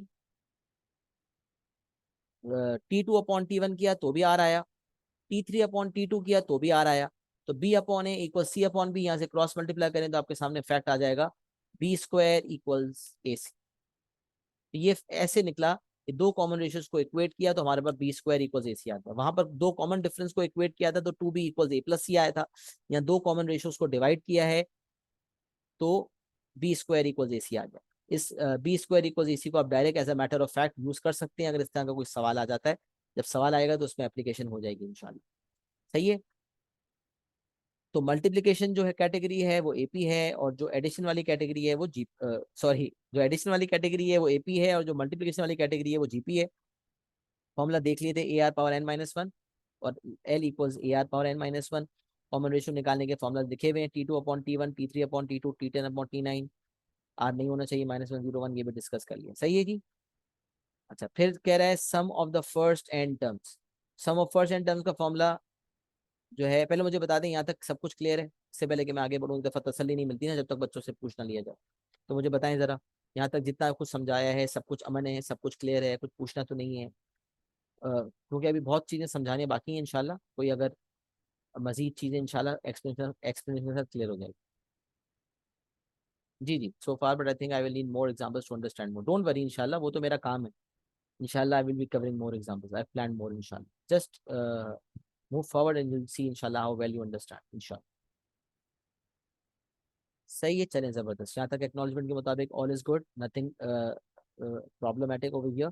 This topic is very simple. Formulas are given. We don't even need to learn the formulas. Formula sheet will be given and we need to use it. Formula sheet हमारी LMS पे uploaded है, वहां से आप formula sheet को download करके print कर लें अपने पास, और वो फॉर्मूला शीट फिर आपकी यूज होती रहेगी थ्रू आउट, क्योंकि आगे भी कुछ टॉपिक्स में डिफरेंट फॉर्मूलाज वगैरह यूज हो जाएंगे। मेंसुरेशन जब डिफरेंशिएशन में आती है या बायनोमियल आगे पढ़ेंगे उसमें भी फॉर्मूला दिया हुआ है। Formula sheet will be use इंशाल्लाह। अच्छा, तो अब बात क्या कर रहे थे? Sum of the first n terms of a geometric progression. Formula आपके सामने जो फॉर्मूला शीट में गिवन है, मैंने आपको दिखाया भी था, a one minus r power n upon one minus r, और यहाँ लिखा हुआ है r should not be equal to. वो r not equal to one की वजह बेसिकली यही लिखी हुई है कि अगर आर जो है वन हो जाएगा तो उस केस के अंदर जो है वो डिनोमिनेटर आपका जीरो हो जाएगा, और आपको पता है कि आर वन का मतलब तो सेम ही सीक्वेंस हो गई, तो वो मुमकिन नहीं। यहाँ तो खाली ए की वैल्यू की लिमिटेशन लिखी हुई है, किताबों में r equal to minus one की भी ममानियत लिखी होती है, यहाँ पर सिर्फ ए की वैल्यू की लिमिटेशन है r not equal to one, but जैसी बात है जीरो भी नहीं हो सकता। तो मैंने आपको बताया था कि आर -1, 0, 1 तीनों नहीं होना चाहिए, तो सीक्वेंस नहीं बनती। बट यहाँ फॉर्मुला शीट में उसने खाली ए की वैल्यू मना की, r not equal to one. उसकी बुनियादी वजह ये है कि फॉर्मुला के अंदर अगर डिनोमिनेटर में आर वन हो जाएगा तो डिनोमिनेटर जीरो हो जाएगा, और आपको पता है फंक्शंस में भी हम पढ़ते थे कि जिस वैल्यू पे डिनोमिनेटर जीरो हो जाए उस वैल्यू का वो स्पेसिफिकली जिक्र करता था, और बाज़ औक़ात इनवर्स फंक्शन निकलवाता था तो पूछता भी था find the value of x for which the function is undefined. मैंने आपको सिखाया था हर वो वैल्यू जो डिनोमिनेटर को जीरो कर दे उस पर फंक्शन अनडिफाइंड हो जाता है। तो डिनोमिनेटर को इक्वल टू जीरो रख के जो वैल्यू आएगी वही वो वैल्यू होगी जिसपे जो एग्जामिनर बेसिकली हमसे मांग रहा है। तो a r power n minus one term का फॉर्मूला है, उसने यू एन के नाम से दिया है। Sum of n is a one minus r n upon one minus r. मैंने इसके दो फॉर्मुला देखे, अगर आप देखें a one minus r n upon one minus r और a r power n minus one upon r minus one. क्योंकि अक्सर जो है बच्चों को दोनों फॉर्मूलाज अलग अलग तरीके से पढ़ाए जाते हैं, और कहा जाता है कि अगर आर वन से छोटा है तो नीचे पहला वाला लगाओगे, अगर आर वन से बड़ा है तो दूसरा वाला लगाओगे, बट ऐसी कोई कहानी नहीं, ऐसी कोई कहानी एग्जिस्ट नहीं करती। तो मैंने दोनों फॉर्मूला इसलिए लिखे हैं बताने के लिए कि भाई दोनों में क्या फर्क है। न्यूमरेटर डिनोमिनेटर दोनों को -1 से मल्टीप्लाई कर दिया है, ये तो कर सकते हैं ना। If a particular formula is being given to us, then we can multiply the numerator and denominator by -1. If we multiply the numerator by -1, we'll get a r power n -1. And if you multiply the denominator as well, we get r -1. So ultimately, ये वाला formula हो या ये वाला formula, they're equivalent formula. They are not different. They're equivalent. The only thing that we have done is we have multiplied the numerator and denominator both by -1. तो bottom line is this is the formula that is given in the formula sheet and you have to follow this. इसी को follow करेंगे, आपको दूसरे formula को इस्तेमाल करने की जरूरत नहीं. बट होता है ना स्कूल में कॉलेजेस में बच्चे दूसरे फॉर्मूलाज पढ़ते हैं, फिर पूछते हैं कि सर ये हमारे टीचर ने तो ये वाला फॉर्मूला पढ़ाया है, तो कोई मसला तो नहीं है ना सर, कोई टेंशन तो नहीं है ना. तो ये इतना मैंने सवाल सुना, इतना सवाल सुना कि मैं पहले एक ही फॉर्मूला करवाया करता था. पास्ट बहुत साल पहले की बात कर रहा हूँ, अब तो दूसरा वाला फॉर्मूला पढ़ाते हुए भी टाइम हो गया. बट बता ये रहा हूँ कि इतना ज्यादा पूछा था कि मैंने इसको अपने नोट्स का पार्ट ही बना लिया कि भाई देखो बेटा ये दोनों फॉर्मूला सेम होते हैं, इसमें कोई फर्क नहीं होता, बस सिर्फ माइनस से न्यूमरेटर डिनोमिनेटर मल्टीप्लाई हो रहे हैं. कोई भी यूज करो कोई मसला नहीं है. और ऐसे कोई बात नहीं है कि आर की वैल्यू ये होगी तो ये इस्तेमाल होगा, ये होगी तो ये इस्तेमाल होगा. दोनों में से कोई भी फॉर्मूला इस्तेमाल करो, that formula is always always always valid. चाहे आर की वैल्यू किसी भी रेंज में हो, वो हमेशा वैलिड होगा. सही है. तो सम ऑफ एन टर्म्स का फॉर्मूला गिवन होगा, इसका मतलब फर्स्ट एन टर्म्स का फॉर्मूला क्या देता है, पहले एन टर्म्स का सम देता है. ये बात हमने एपी के अंदर देख ली. अब एक कॉन्सेप्ट जो अरिथमेटिक प्रोग्रेशन में एग्जिस्ट नहीं करता, जिसका वजूद सिर्फ और सिर्फ ज्योमेट्रिक प्रोग्रेशन में है, उसका नाम है सम टू इन्फिनिटी.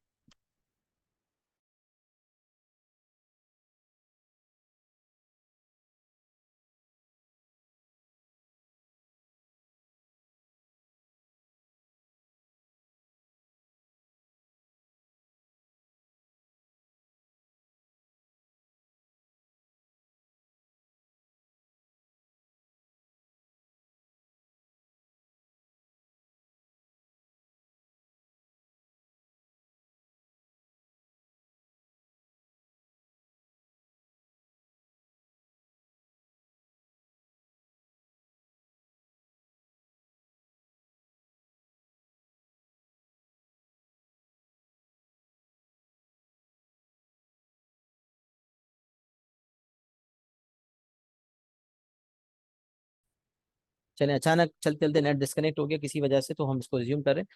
तो I was saying sum to infinity का कॉन्सेप्ट मैं एक दफा फिर आता हूँ. एक ऐसा कॉन्सेप्ट जो एपी में है, एपी में नहीं है जीपी में है, that is the concept of sum to infinity. तो सवाल, क्या हर ज्योमेट्रिक सीक्वेंस में, क्या हर ज्योमेट्रिक प्रोग्रेशन में सम टू इन्फिनिटी एग्जिस्ट करता है? Does every geometric progression has a sum to infinity? The answer is no. नहीं, हर ज्योमेट्रिक प्रोग्रेशन में सम टू इन्फिनिटी एग्जिस्ट नहीं करता. सर ज्योमेट्रिक प्रोग्रेशन कौन से होते हैं जिसके अंदर सम टू इन्फिनिटी एग्जिस्ट करता है? Only those geometric progressions which are convergent. Only convergent geometric progressions have a sum to infinity. Sir ये convergent इतना मुश्किल टर्म क्यों यूज कर रहे हैं? ये थोड़ा सा आसान करें ना. convergent अगर आप अंग्रेजी में भी इसका मतलब निकालेंगे ना डिक्शनरी में, तो it is to meet at some point, to converge. तो ऐसी सीक्वेंस जिसमें सम टू इन्फिनिटी एग्जिस्ट करता है उसको कन्वर्जेंट कहा जाता है. क्योंकि हम जितने भी टर्म्स का सम निकालें, अच्छा मैं आपको ये कॉन्सेप्ट थोड़ा सम टू इन्फिनिटी का देता हूँ अभी, लेकिन कन्वर्जन क्यों कहते हैं ये मैं आपको बताता हूँ. बट अभी मैं सिर्फ इतना कह रहा हूँ कि only convergent geometric progressions have sum to infinity. कौन से प्रोग्रेशंस कन्वर्जेंट होते हैं? तो those progressions are convergent in which the common ratio lies between -1 and 1. अच्छा -1 से 1 के दरमियान जीरो भी आता है, तो ये समझ लें कि -1 से 1 के दरमियान जीरो नहीं होना चाहिए. But r should not be equal to zero, क्योंकि ये बात तो पहले से प्री डिफाइंड हो चुकी है ना कि कॉमन रेशियो जो है वो -1 नहीं होना चाहिए, जीरो नहीं होना चाहिए और 1 नहीं होना चाहिए.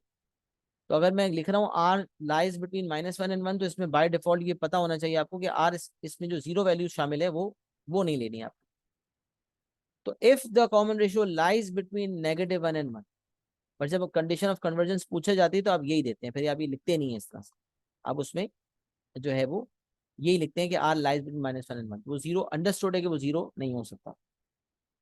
If the common ratio lies between -1 and 1, then such a sequence is convergent, and for convergent geometric progressions we have a sum to infinity.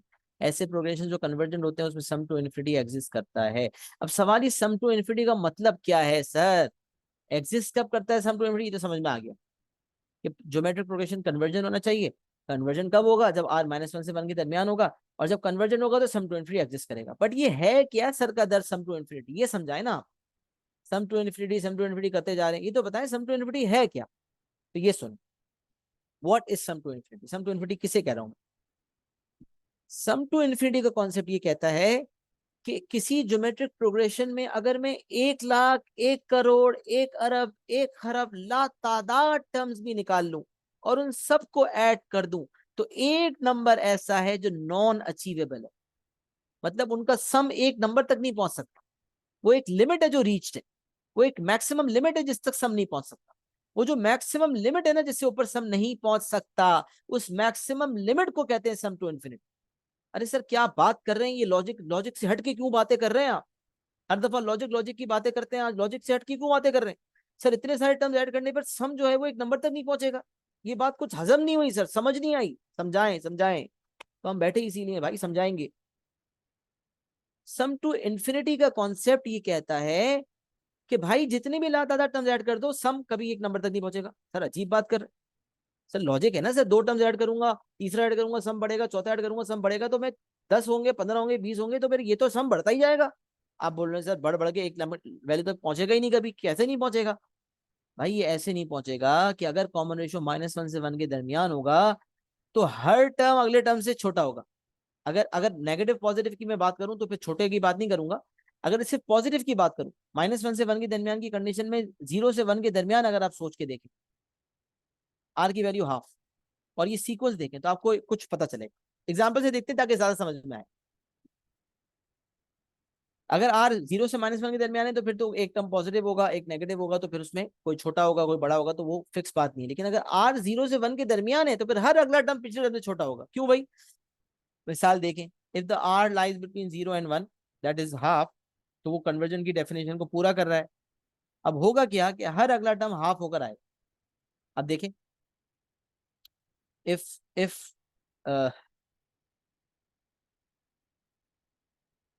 if first term is 2 and if we are going to half it, then 2 into half is 1, then 1 into half is 0.5, then 0.5 into half is 0.25, then 0.25 into half is 0.125। अब देखें half होते होते terms क्या होते जा रहे हैं? छोटे होते जा रहे हैं। मैंने कहा ना छोटे होते हैं, वो मैं पॉजिटिव कॉमन रेशियो में कह रहा था, नेगेटिव के लिए नहीं कह रहा। कॉमन रेशियो अगर पॉजिटिव है बिटवीन 0 and 1, कॉमन रेशियो अगर पॉजिटिव है बिटवीन 0 and 1, तो हर अगला टर्म पिछले टर्म से छोटा होगा। अब आप जरा उठाएं कैलकुलेटर और मेरे साथ एक्टिविटी करें। आपने कहा मैं सम करता हूँ, पहले 2 टर्म का सम करेंगे, 2 + 1 3 आएगा। फिर आपने कहा मैं तीसरा टर्म ऐड करता हूँ 0.5, तो सम 3.5 हो गया। फिर आपने 0.25 ऐड किया तो फिर सम 3.75 हो गया। फिर 0.125 ऐड किया तो आपका सम हो गया 3.875। फिर अगर आपने 0.0625 ऐड किया तो आपका सम आ गया 3.9375। अच्छा, अब अगर आप मजीद टर्म्स निकालते हैं, 0.0625 के मजीद टर्म्स निकालते हैं, तो फिर आप देखेंगे कि आपका आंसर 3.9 समथिंग होगा। फिर आप 100 टर्म्स निकाल लें, फिर 1000 निकाल लें और ऐड करें, तो आपका आंसर पता है क्या होगा? 3.9999, 3.999 समथिंग आएगा। फिर जब ऐड करते जाएंगे तो आपका आंसर डेसिमल के लिहाज से डेसिमल प्लेसेस बढ़ रहे होंगे, लेकिन आपका नंबर कभी 4 तक नहीं पहुंचेगा, चाहे आप 1000 1 लाख को ऐड कर लें। हाँ, एक वक्त आएगा कि हमारे कैलकुलेटर की औकात खत्म हो जाएगी। टोटा कहेगा भाई बच्चे की जान लेगा क्या? टोटा कहेगा बच्चे की जान लेगा, तो calculator will then be force to give the answer 4। जब वो कहेगा 3.999999, तो टोटा कहेगा भाई जान लोगे मेरी, अप्रोक्सीमेटली 4 आ गया ना आंसर, तो टोटा की औकात खत्म हो जाएगी, तो वो 4 दिखाएगा। बट कॉन्सेप्चुअली प्रैक्टिकली कभी 4 आंसर नहीं आ सकता। 4 इज नॉन अचीवेबल।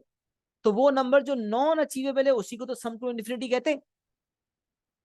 वो जो नंबर नॉन अचीवेबल है उसी को तो सम टू इन्फिनिटी कहते हैं। तो अगर मैं यहाँ सम टू इन्फिनिटी का फॉर्मूला उठाऊं, अच्छा ये डिराइव कैसे हुआ ये थोड़ी देर में सिखाता हूँ। अगर मैं सम टू इन्फिनिटी का फॉर्मूला देखूं, इस एग्जांपल पे लगाऊं a/1 - r, ए की जगह मैं इस्तेमाल करूं 2, ए की जगह मैं इस्तेमाल कर रहा हूं फर्स्ट टर्म 2, और कॉमन रेशियो की जगह रख रहा हूं हाफ, तो 2/1 - half will give you 4। 2/1 - half will give you 4। तो ये सम टू इन्फिनिटी 4 आया है, इसका मतलब बेसिकली आपको लिमिट आपकी 4 आ रही, मैक्सिमम लिमिट 4 है। यहाँ पर सम टू इन्फिनिटी 4 है, मतलब मैक्सिमम लिमिट 4 है। चाहे 1 लाख, 1 करोड़, 1 खरब टर्म्स ऐड कर लें, कभी भी उनका सम 4 नहीं आएगा। 4 से करीब आएगा 3.999999, लेकिन 4 नहीं आ सकता जब तक के कैरोटा की औकात है वो भी 3.99 दिखाएगा। जब उसकी औकात खत्म होगी मजबूर होकर 4 दिखा देगा, बट उसकी औकात खत्म हुई है इसलिए 4 दिखाया है, वरना दरअसल कॉन्सेप्चुअली कभी आंसर 4 नहीं आ सकता। कभी वर्ड प्रॉब्लम आता है ना, तो वो सम टू इन्फिनिटी पूछवाने के लिए अलग अलग एग्जाम्पल देता है। जैसे एग्जाम्पल मेरे जहन में कि बॉल है, ऊपर से उसको फेंका, वो बाउंस कर रही है, बाउंस कर रही है, हर दफा उसका बाउंस जो है उसको मजीद नीचे ले जाता है। सोचा ना, टेनिस की बॉल पहली दफा तो ऊपर तक आती है, फिर दूसरी दफा उसका बाउंस कम हो जाता है, तीसरी दफा कम हो जाता है। तो अगर ज्योमेट्रिक प्रोग्रेशन में उसका बाउंस कम होता चला जाता है, तो वैसे तो बॉल का बाउंस एक वक्त पे आके जीरो हो जाता है, बट अगर ज्योमेट्रिक प्रोग्रेशन फॉलो करें तो उसके हिसाब से कभी भी टर्म जीरो नहीं होता। लेकिन ना, हाफ होते होते भी एक वक्त आएगा कि हाफ होते होते वैल्यू बहुत छोटी हो जाएगी, लेकिन हाफ होने की वजह से कभी जीरो नहीं होगी। लेकिन हाँ, वो इतनी छोटी हो जाएगी कि उसको हम कहेंगे भाई नेग्लिजिबल है, लिहाजा इसको इग्नोर मार दो। तो बताने का मकसद ये है कि हाफ होने की वजह से यहाँ पर कॉमन रेशियो 0 से 1 के दरमियान होने की वजह से टर्म्स छोटे होते चले गए, उनके ऐड करने से फर्क नहीं पड़ रहा, बहुत कम माइनर फर्क पड़ रहा है, लिहाजा सम टू इन्फिनिटी रीच हो जाएगा। और सम टू इन्फिनिटी इस केस के अंदर 4 है, इसका मतलब 1 लाख, 1 खरब, 1 अरब टर्म्स ले लें, आपका आंसर कभी भी 4 नहीं आ सकता। हाँ, एक बार खत्म हो गई तो 4 दिखा दिया जाएगा।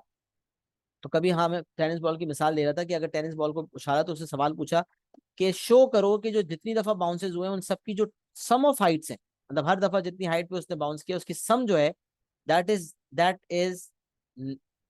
Less than 48। लेट्स सपोज, मिसाल मेरे जहन में कोई 48, पता नहीं कैसे फिगर आ गई, तो इस तरह का सवाल मेरे जहन में आ रहा है। तो वो कह रहा है शो करो कि उसका जो सम ऑफ द हाइट है वो लेस देन 48। आपको वहां पिक करना है कि दरअसल एग्जामिनर आपसे सम टू इन्फिनिटी मांगने का कह रहा है कि देखो भाई, सम टू इन्फिनिटी निकालता हूँ उसका आंसर 48 आता है, इसका मतलब सम हमेशा, हाइट्स का सम हमेशा 48 से कम होगा जितनी दफा भी वो बाउंस कर जाए। वैसे तो इतनी दफा बाउंस नहीं करती प्रैक्टिकली देखा जाए तो, बट अगर थियोरेटिकली सवाल के अंदर जीपी फॉलो हो रहा है तो इसका मतलब वो बाउंस करती जाएगी, बस उसकी हाइट कम होती जाएगी बाउंस की। तो जितनी दफा भी बाउंस कर जाए उसकी हाइट कभी एक नंबर तक नहीं पहुंचेगी। वो जो नंबर पे नहीं पहुंच सकेगी वो नंबर जो है सम टू इन्फिनिटी होगा। कभी इतना वर्ड प्रॉब्लम में आएगा ना कि शो करोगे भाई हमेशा इससे नीचे नीचे मामला है, तो आप समझ जाए कि आपसे दरअसल क्या निकलवाना चाह रहा है, आपसे सम टू इन्फिनिटी निकलवाना चाह रहा है। सही है, बात समझ आ रही है? तो यहाँ सम टू इन्फिनिटी का फॉर्मूला भी आपके सामने रख दिया। फिर मैंने आपको एग्जाम्पल देके भी बता दिया कि भाई ये नंबर क्यों अचीव नहीं हो रहा। सम टू इन्फिनिटी का फॉर्मूला आपके फॉर्मूला शीट में गिवन है, a/1 - r। लेकिन ये डिराइव कैसे हुआ, डेरिवेशन आपसे कोई नहीं पूछने जा रहा, बट मेरा इत्मीनान कल्ब ये कहता है कि मैं आपको बताऊं। तो अब सोचे जरा, क्या r⁻n, अब कैलकुलेटर में जरा डालें, r की जगह अगर 0.5 है, अब डालें 0.5, और 0.5 की आप पावर लें 10, 0.5 लें और 0.5 की पावर आप लें 10, तो 0.5 टू द पावर ऑफ 10 आपका आंसर आ रहा है 9.765625 × 10⁻⁴। उसको आप पावर 100 कर दें तो अभी भी आपका आंसर आ रहा है, उसको आप पावर 1000 कर दें, अब आंसर दे रहा है 0। तो बताने का मकसद, जब किसी नंबर पे कोई पावर लगे और वो नंबर -1 से 1 के दरमियान हो, तो उसके ऊपर पावर लगने की वजह से वो मुसलसल छोटा होता चला जाता है। अगर वो पॉजिटिव है तो भी वो ओरिजिन से 0 से करीब होगा, और अगर नेगेटिव है तो भी वो ओरिजिन से करीब ही रहेगा। तो वो छोटा होता चला जाएगा, नियर टू 0 होता चला जाएगा, बस ये समझना। तो जब वो छोटा होता चला जाएगा तो एक वक्त आएगा वो इतना छोटा हो जाएगा कि वो 0, उसको हम नेग्लिजिबल समझ के 0 ही मान लेंगे। हालांकि r⁻n कभी 0 हो नहीं सकता, लेकिन कैलकुलेटर की औकात जब खत्म हो जाएगी ना, तो 0.5 पावर 1000 लिखेंगे तो इसका मतलब उस वक्त कैलकुलेटर की औकात खत्म हो चुकी है। लिहाजा वो मजबूर होकर कह रहा है कि 0.5 पावर 1000 इतना छोटा है, इतना छोटा है कि मैं उसको क्या मान रहा हूँ, 0 मान। हालांकि 0.5 के ऊपर पावर 1000 लगाने पे 0.5 को 1000 दफा मल्टीप्लाई करने से क्या आंसर 0 आ जाएगा? नहीं भाई, आंसर 0 नहीं आएगा। बट क्योंकि कैलकुलेटर की औकात खत्म हो गई, लिहाजा उसने कहा 0 माफ कर दो, बच्चे की जान लोगे क्या, इतना छोटा हो गया, इससे छोटा करने की मेरी औकात नहीं है। लिहाजा वो नेग्लिजिबल करके उसको 0 कर देता है। तो इसीलिए मैंने यहाँ लिखा हुआ है कि इस फॉर्मूला के मुताबिक एज एन अप्रोचेज इन्फिनिटी, ये जो एरो है ये बता रहा है approaches, if n approaches infinity then r⁻n approaches 0। अगर n इन्फिनिटी को अप्रोच कर जाएगा तो r⁻n 0 को अप्रोच कर जाएगा।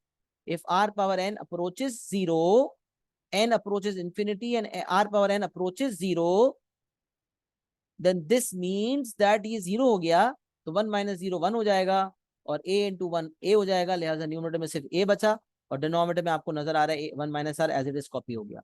लिहाजा जब r पावर n 0 को अप्रोच कर जाएगा तो ये जो सम टू ऑफ n टर्म्स का फॉर्मूला है ये सम टू इन्फिनिटी में तब्दील हो जाएगा। तो इसका मतलब n tends to infinity, n tends to या n approaches infinity, r power n approaches 0 and the sum of n terms formula gets converted to sum of infinity formula, sum to infinity formula. Sum to infinity का formula अलग दिया हुआ है, ऊपर अलग दिया हुआ है, तो हमें डेरिवेशन कोई नहीं पूछने वाला, बट मैंने कॉन्सेप्चुअली समझा दिया कि निकला कैसे, derive from the sum of first and term formula. ये बात मैंने वाज़ेह तौर पे लिख भी दी। अच्छा जी, फिर मैंने जो कुछ पॉइंट्स हैं, 2 पॉइंट्स तो मैंने बता दिए थे। Sum to infinity only exist when the series is convergent.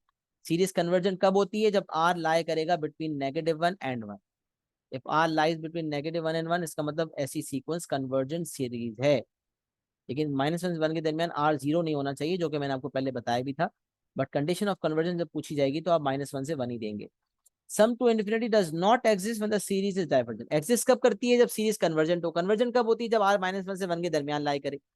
तो -1 से नंबर लाइन मैंने बनाई है, तो -1 से 1 के दरमियान सीरीज कन्वर्जेंट है, तो -1 से छोटी वैल्यूज आर की या 1 से बड़ी वैल्यू, उस पर सीरीज क्या होगी? उस पर डाइवर्जेंट होगी। Between -1 and 1 the series is convergent. और अगर -1 से छोटा है या 1 से बड़ा है तो सीरीज डाइवर्जेंट है। Very simple. तो अगर सम टू इन्फिनिटी है मतलब सीरीज कन्वर्जेंट है, या यूं सोचेंगे अगर सीरीज कन्वर्जेंट है तो इसका मतलब सम टू इन्फिनिटी एग्जिस्ट करेगा। और अगर सीरीज डाइवर्जेंट है तो when is the series divergent? When r is less than -1 और greater than 1। Opposite of convergent is divergent. अच्छा, अंग्रेजी डेफिनेशन क्या रहता है? कन्वर्जन का मतलब होता है to converge, to meet at some point. तो आप देखिए ना, सम ऑफ 1000 टर्म्स निकालें तो 4 के करीब आ रहा है। सम ऑफ 10,000 टर्म निकालें तो भी 4 के करीब आ रहा है। तो जितने भी टर्म्स का सम निकाल रहा हूं, एक नंबर के करीब वैल्यू आ रही है, इसका मतलब सम क्या हो गया? कन्वर्ज हो गया। सम कन्वर्ज हो गया। जितनी भी टर्म्स का सम निकाल रहा हूं वो एक नंबर ही ला कर दे रहा है।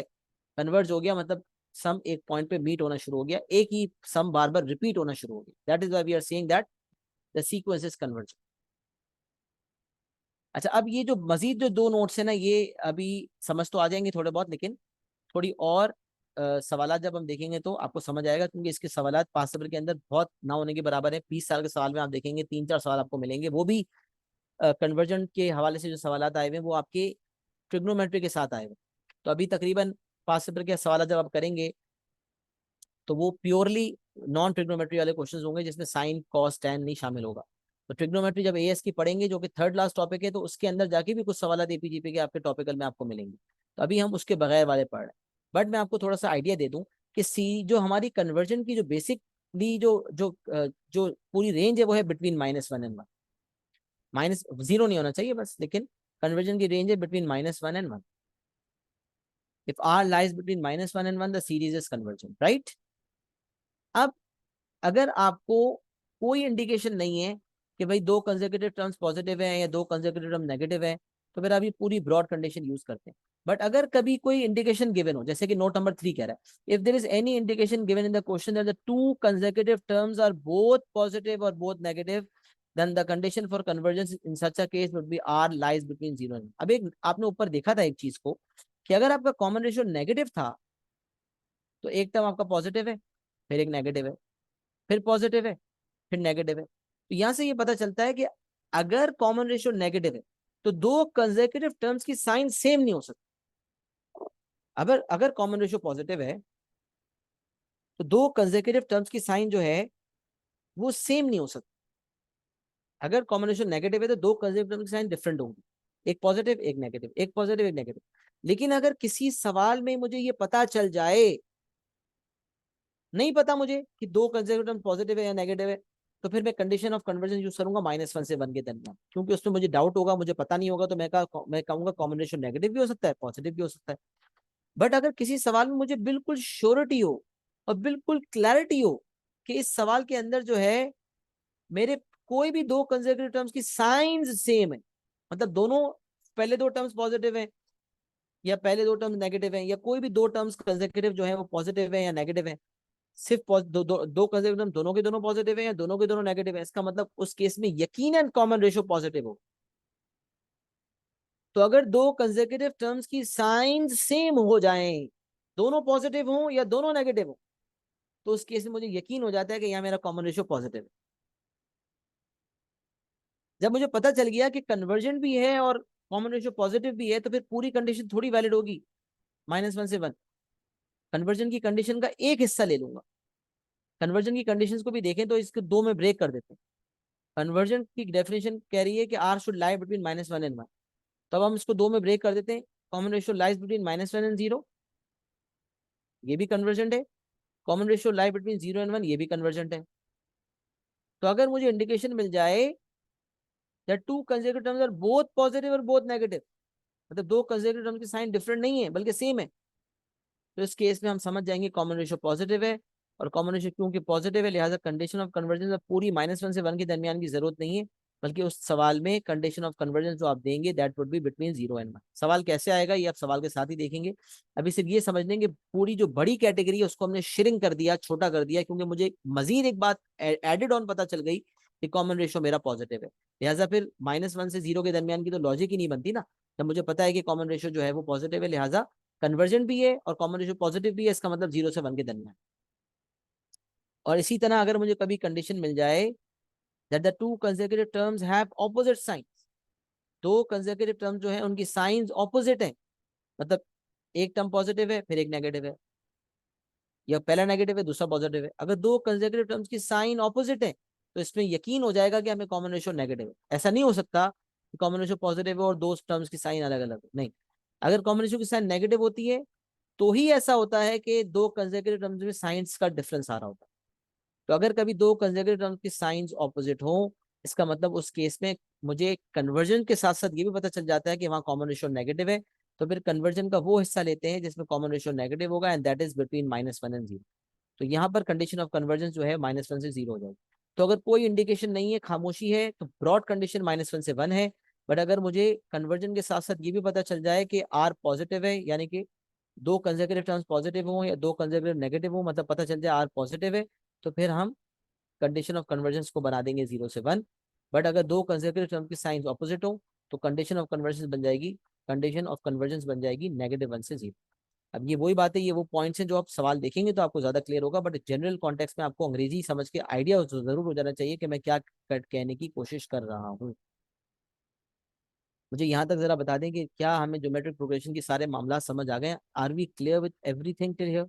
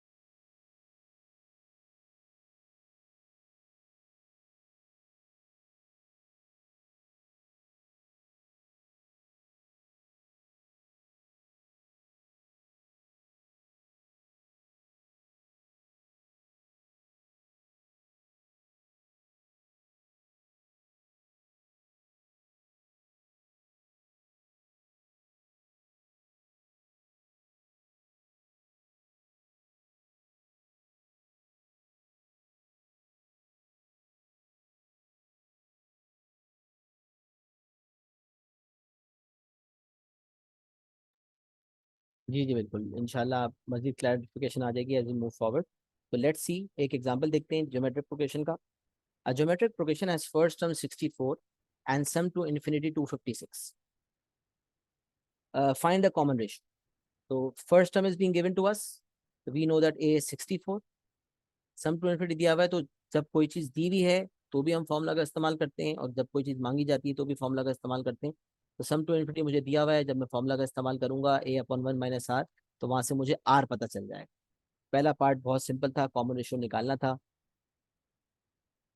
सम टू इन्फिनिटी का फॉर्मूला है a upon 1 minus r, first term पता है 64 है, सम टू इन्फिनिटी जगह सम टू इन्फिनिटी रख लिया 256, 256 इक्वल 64 अपॉन 1 माइनस आर से क्रॉस मल्टीप्लीकेशन हुई, आर का आंसर आ जाएगा 0.75। यहाँ से बेसिक है, आप लोग आराम से आर की वैल्यू निकाल सकते, उसमें कोई मसला नहीं।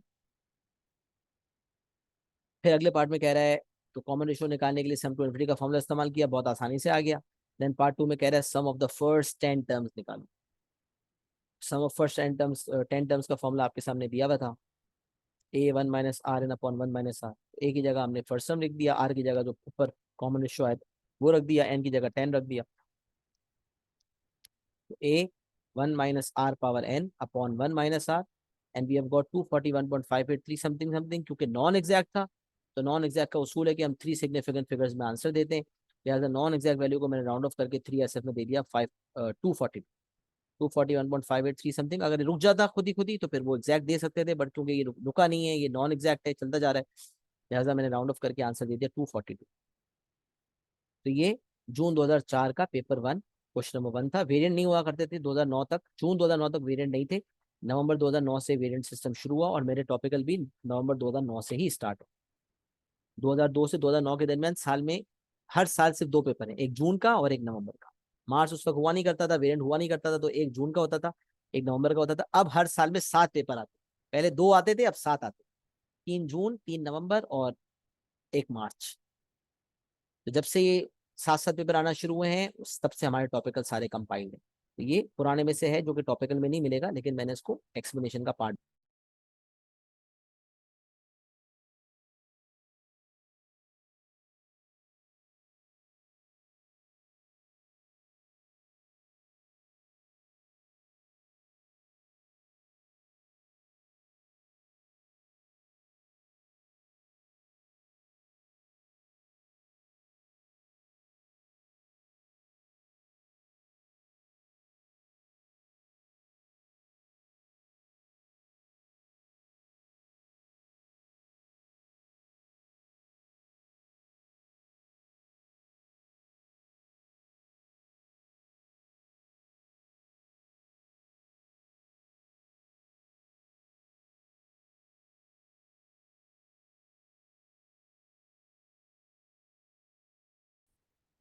यस, सो डिस्कनेक्ट हो गया था फिर से।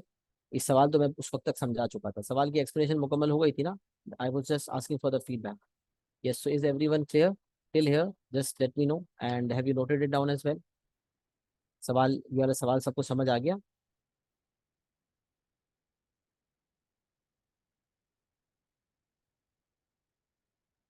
ओके। अच्छा, अब एक और चीज आपके सामने रखनी है, percentages. Questions which involve percentages. तो एक चीज मुझे ध्यान में बैठानी है कि अगर किसी सवाल में परसेंटेजेस की इन्वॉल्वमेंट हो तो आप फौरन समझ जाएंगे कि वो geometric progression. If percentages are being involved in it geometric progression, कैसे, ये मैं आपको बताता हूँ। The questions which involve percentages are to be solved using formulas of geometric progression. कैसे, अब जरा समझिएगा बात को। The amount increases by 5% each year. The amount increases by 5% each year. अब अमाउंट हर साल 5% से इंक्रीज हो रही है, या हर साल 5% डिक्रीज हो रही है, तो आप कैसे करेंगे? मैं आपको मिसाल देता हूँ। Mister A salary in year 2020 was $10,000। लिख ही लेता हूँ ना। मिस्टर ए की अगर सैलरी की बात करते हैं तो in the year 2020 the salary is $10,000। ये आपकी सैलरी आपको दी हुई है, एनुअल सैलरी लेट सपोज। आज के लिहाज से तो वो बहुत कम है, तो मैं इसको 100,000 कर देता हूँ, सही।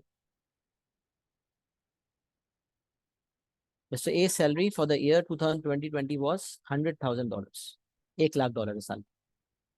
अब वो कह रहा है every year the salary increases by 10%। 10% increase है हर साल। आप मुझे बताएं 2021 की सैलरी आप कैसे निकालेंगे? तो कोई भी पढ़ा लिखा बच्चा होगा वो कहेगा सर 2 मेथड।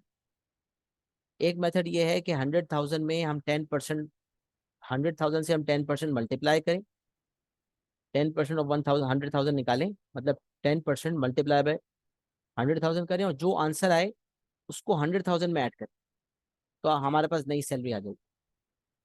और एक शॉर्टकट ये कहता है, मैथमेटिकल शॉर्टकट, कि डायरेक्ट एक नंबर बताओ जिसको 100,000 में मल्टीप्लाई करूं तो 2021 की सैलरी आ जाए। कॉमन रेशियो भी तो यही करता है। कॉमन रेशियो डायरेक्ट एक नंबर देता है जिसको मल्टीप्लाई किया जाता है तो नया टर्म आ जाता है। 2020 से 2021 तक अगर मैं नया टर्म डायरेक्ट निकालना चाहता हूँ, तो rather than finding 10% of 100,000 and then adding the original amount, we can directly apply 110%, है ना, मैथमेटिकली। अगर हम डायरेक्ट अगले साल निकालना चाहते हैं तो हम रादर देन 10% निकाल के ओरिजिनल अमाउंट यानी कि 100% ऐड करें, हम डायरेक्ट 110% अगर निकाल देंगे तो 100% जो था वो भी आ जाएगा और जो 10% मजीद इजाफा है वो भी आ जाएगा। तो logically what we are going to do is, हम 100,000 को मल्टीप्लाई करेंगे बाय 110%, तो हमारे पास नए साल की सैलरी आ जाएगी $110,000। तो ये जो 110% मल्टीप्लाई किया है, तो जिस नंबर को मल्टीप्लाई करते हैं वही तो मेरा ज्योमेट्रिक रेशो, वही तो मेरा कॉमन रेशो होता है। तो इसका मतलब ये 110% जो है डेसिमल में ये 1.1 बनता है, और यही 1.1 मेरा कॉमन रेशो हो जाएगा। तो जब कोई कांस्टेंट नंबर मल्टीप्लाई हो रहा हो तो वो कॉमन रेशो, वो नंबर कॉमन रेशो होता है। तो यहाँ 100,000 में क्या मल्टीप्लाई कर रहे हैं, 110% मल्टीप्लाई कर रहे हैं। तो यही बात लिखी हुई है कि कभी सवाल में इंक्रीज या डिक्रीज का जिक्र हो तो आपने इंक्रीजिंग में 100% में वो परसेंटेज ऐड करनी है, और उसके बाद जो परसेंटेज आएगी उसके जरिए आपने जो डेसिमल वैल्यू निकालनी है वो हमारा कॉमन रेशो होगा। 105% मीन्स 105/100 विच इज 1.05, और डिक्रीजेस बाय 5% होता तो 100 minus 5 is 95, 95 divide by 100 is 0.95। तो यहाँ 1.05 आ गया, यहाँ 0.95 आ गया। अब ये वो नंबर है जो आप पिछले टर्म में मल्टीप्लाई करेंगे तो नया टर्म आएगा। ये 0.95 वो टर्म है जो आप पिछले में मल्टीप्लाई करेंगे तो नया टर्म आएगा। अच्छा, अब कभी कभार ये होता है कि ज्यादातर तो इंक्रीज डिक्रीज दिया होता है, लेकिन अक्सर ऐसा भी होता है, कुछ सवाल ऐसे भी होते हैं जिसके अंदर वो डायरेक्टली ऐड या सब्ट्रैक्ट करके परसेंटेज देता है। वो कहता है amount each year is 120% of the amount the preceding year. पिछले साल जो अमाउंट थी उसका 120% निकालेंगे तो नए साल की अमाउंट आएगी। तो पहले से इसने मुझे एक ऐसा नंबर बता दिया जिसको डायरेक्ट मुझे पिछले साल के अमाउंट से मल्टीप्लाई करना। तो जो डायरेक्ट नंबर बताया वो डायरेक्ट कॉमन रेशो ही है। अगर मुझे इंक्रीज या डिक्रीज का जिक्र करता है तो फिर तो मुझे निकालनी पड़ेगी नई परसेंटेज, और फिर मेरा कॉमन रेशो आएगा 100 में प्लस माइनस करके। बट अगर वो डायरेक्ट मुझे वो परसेंटेज दे देता है जो पिछले साल के अमाउंट पे लगानी, तो वो डायरेक्ट हमारा कॉमन रेशो होगा। तो 120% of the amount the preceding year का मतलब हो गया आर हमारा 120% ही है, और वैल्यू के लिहाज से वो 1.2 होगा। और अगर amount each year is 80% of the amount in the preceding year है तो 80% डायरेक्ट अप्लाई होना है पिछले साल के अमाउंट पे। इसका मतलब कॉमन रेशो मेरा 80% यानी कि 0.8 होगा। तो बॉटम लाइन इज कि अगर कभी परसेंटेजेस का सवाल इन्वॉल्व होगा, परसेंटेज इन्वॉल्व होंगी, तो आप समझ जाएंगे कि सवाल जो है वो आपका ज्योमेट्रिक प्रोग्रेशन है, सवाल आपका जीपी पे बेस्ड है। सही है। ये आपके सामने आ गया। अब एक सवाल आपके सामने प्रैक्टिकली अप्लाई करने के लिए दिखा दिया। जून 2006 पेपर 1 क्वेश्चन 3। अगेन 0 1 लिखा हुआ है, 1 1 1 2 1 3 वेरिएंट सिस्टम जो अब चल रहा है वो नहीं था, सिर्फ 0 1 था क्योंकि वो वेरिएंट था ही नहीं उस वक्त, एक ही पेपर आता था। June 2006 paper 1 question 3। Each year a company gives a grant to a charity. The amount given each year increases by 5% of its value in the preceding year. अब क्या कह रहे हैं, हर साल कंपनी जो है वो चैरिटी देती है, और the amount given each year increases by 5% of its value in the preceding year. पिछले साल जो वैल्यू थी उसके मुकाबले में 5% इंक्रीज आया है। मैंने कहा था ना, इंक्रीजेस या डिक्रीजेस का लफ्ज लिखा हुआ होगा तो आपने 100 में प्लस माइनस करके 8 निकाले। तो आपने कहा, उसने कहा increases by 5% of its value in the preceding year. पिछले साल के मुकाबले में पिछले साल का जो 5% है वो बढ़ गया।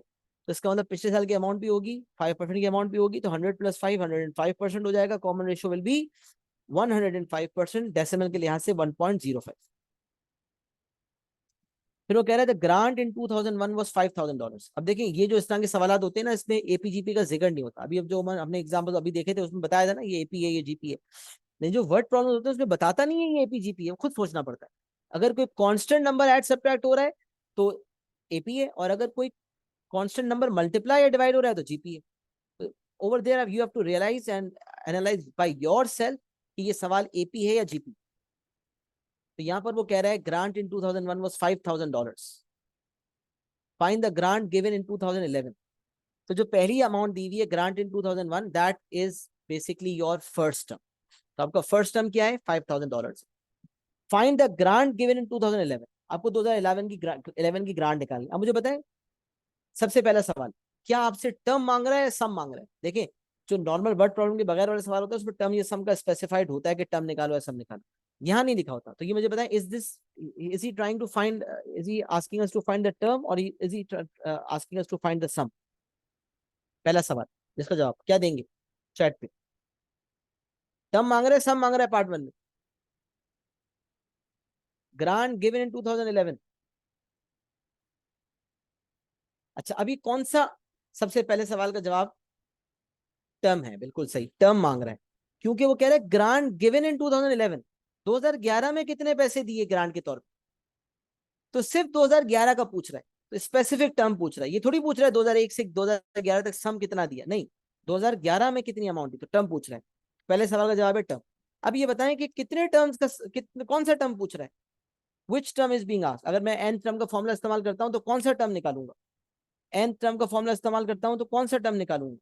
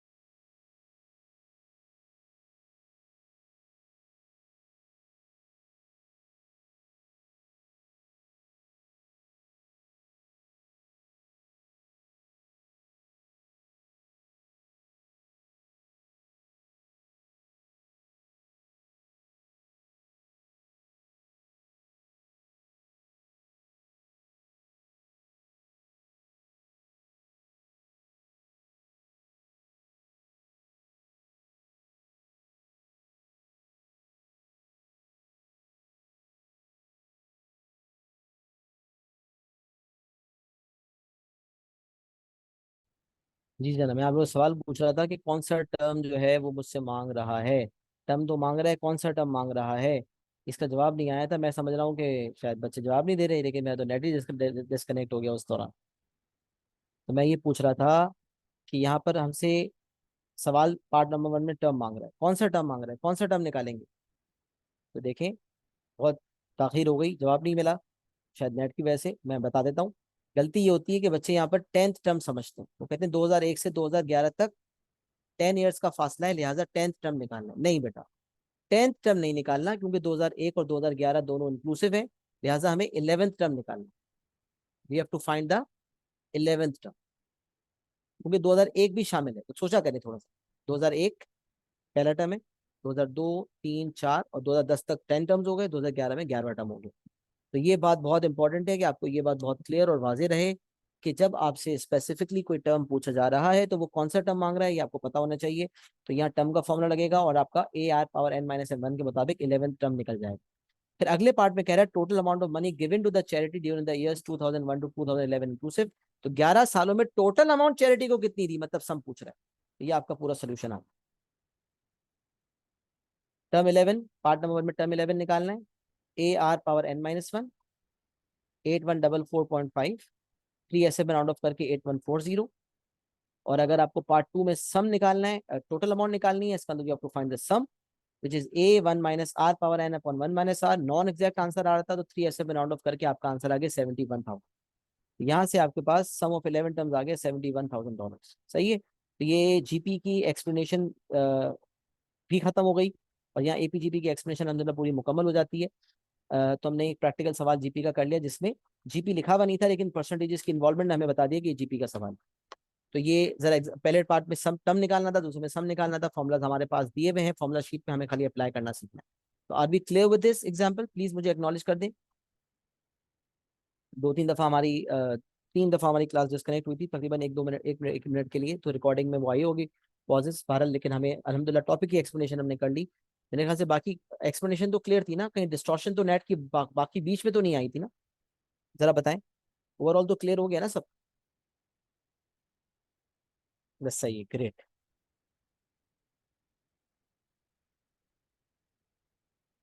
सही है, सब कुछ सही था, बस डिस्टॉर्शन नहीं थी, बस अचानक अचानक नेट डिस्कनेक्ट हो रहा है। मैंने नेट वाले को शिकायत भी की है, बहरहाल कुछ वजह थी जिसकी वजह से हुआ होगा। अल्हम्दुलिल्लाह एपीजीपी की एक्सप्लेनेशन मुकम्मल हो गई, वाइंड अप हो गई है। अब we are in a position कि मैं 5 से 10 के सवाल एपीजीपी के अपलोड करूंगा।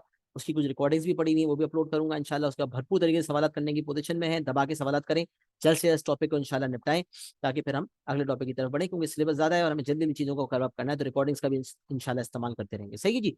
चलें इंशाल्लाह नेक्स्ट क्लास में अपना ख्याल रखें, बहुत सारे सवाल करके लाएं, कुछ मसला हो, कुछ दिक्कत हो, कुछ परेशानी हो तो मेरे पास लेकर आएं।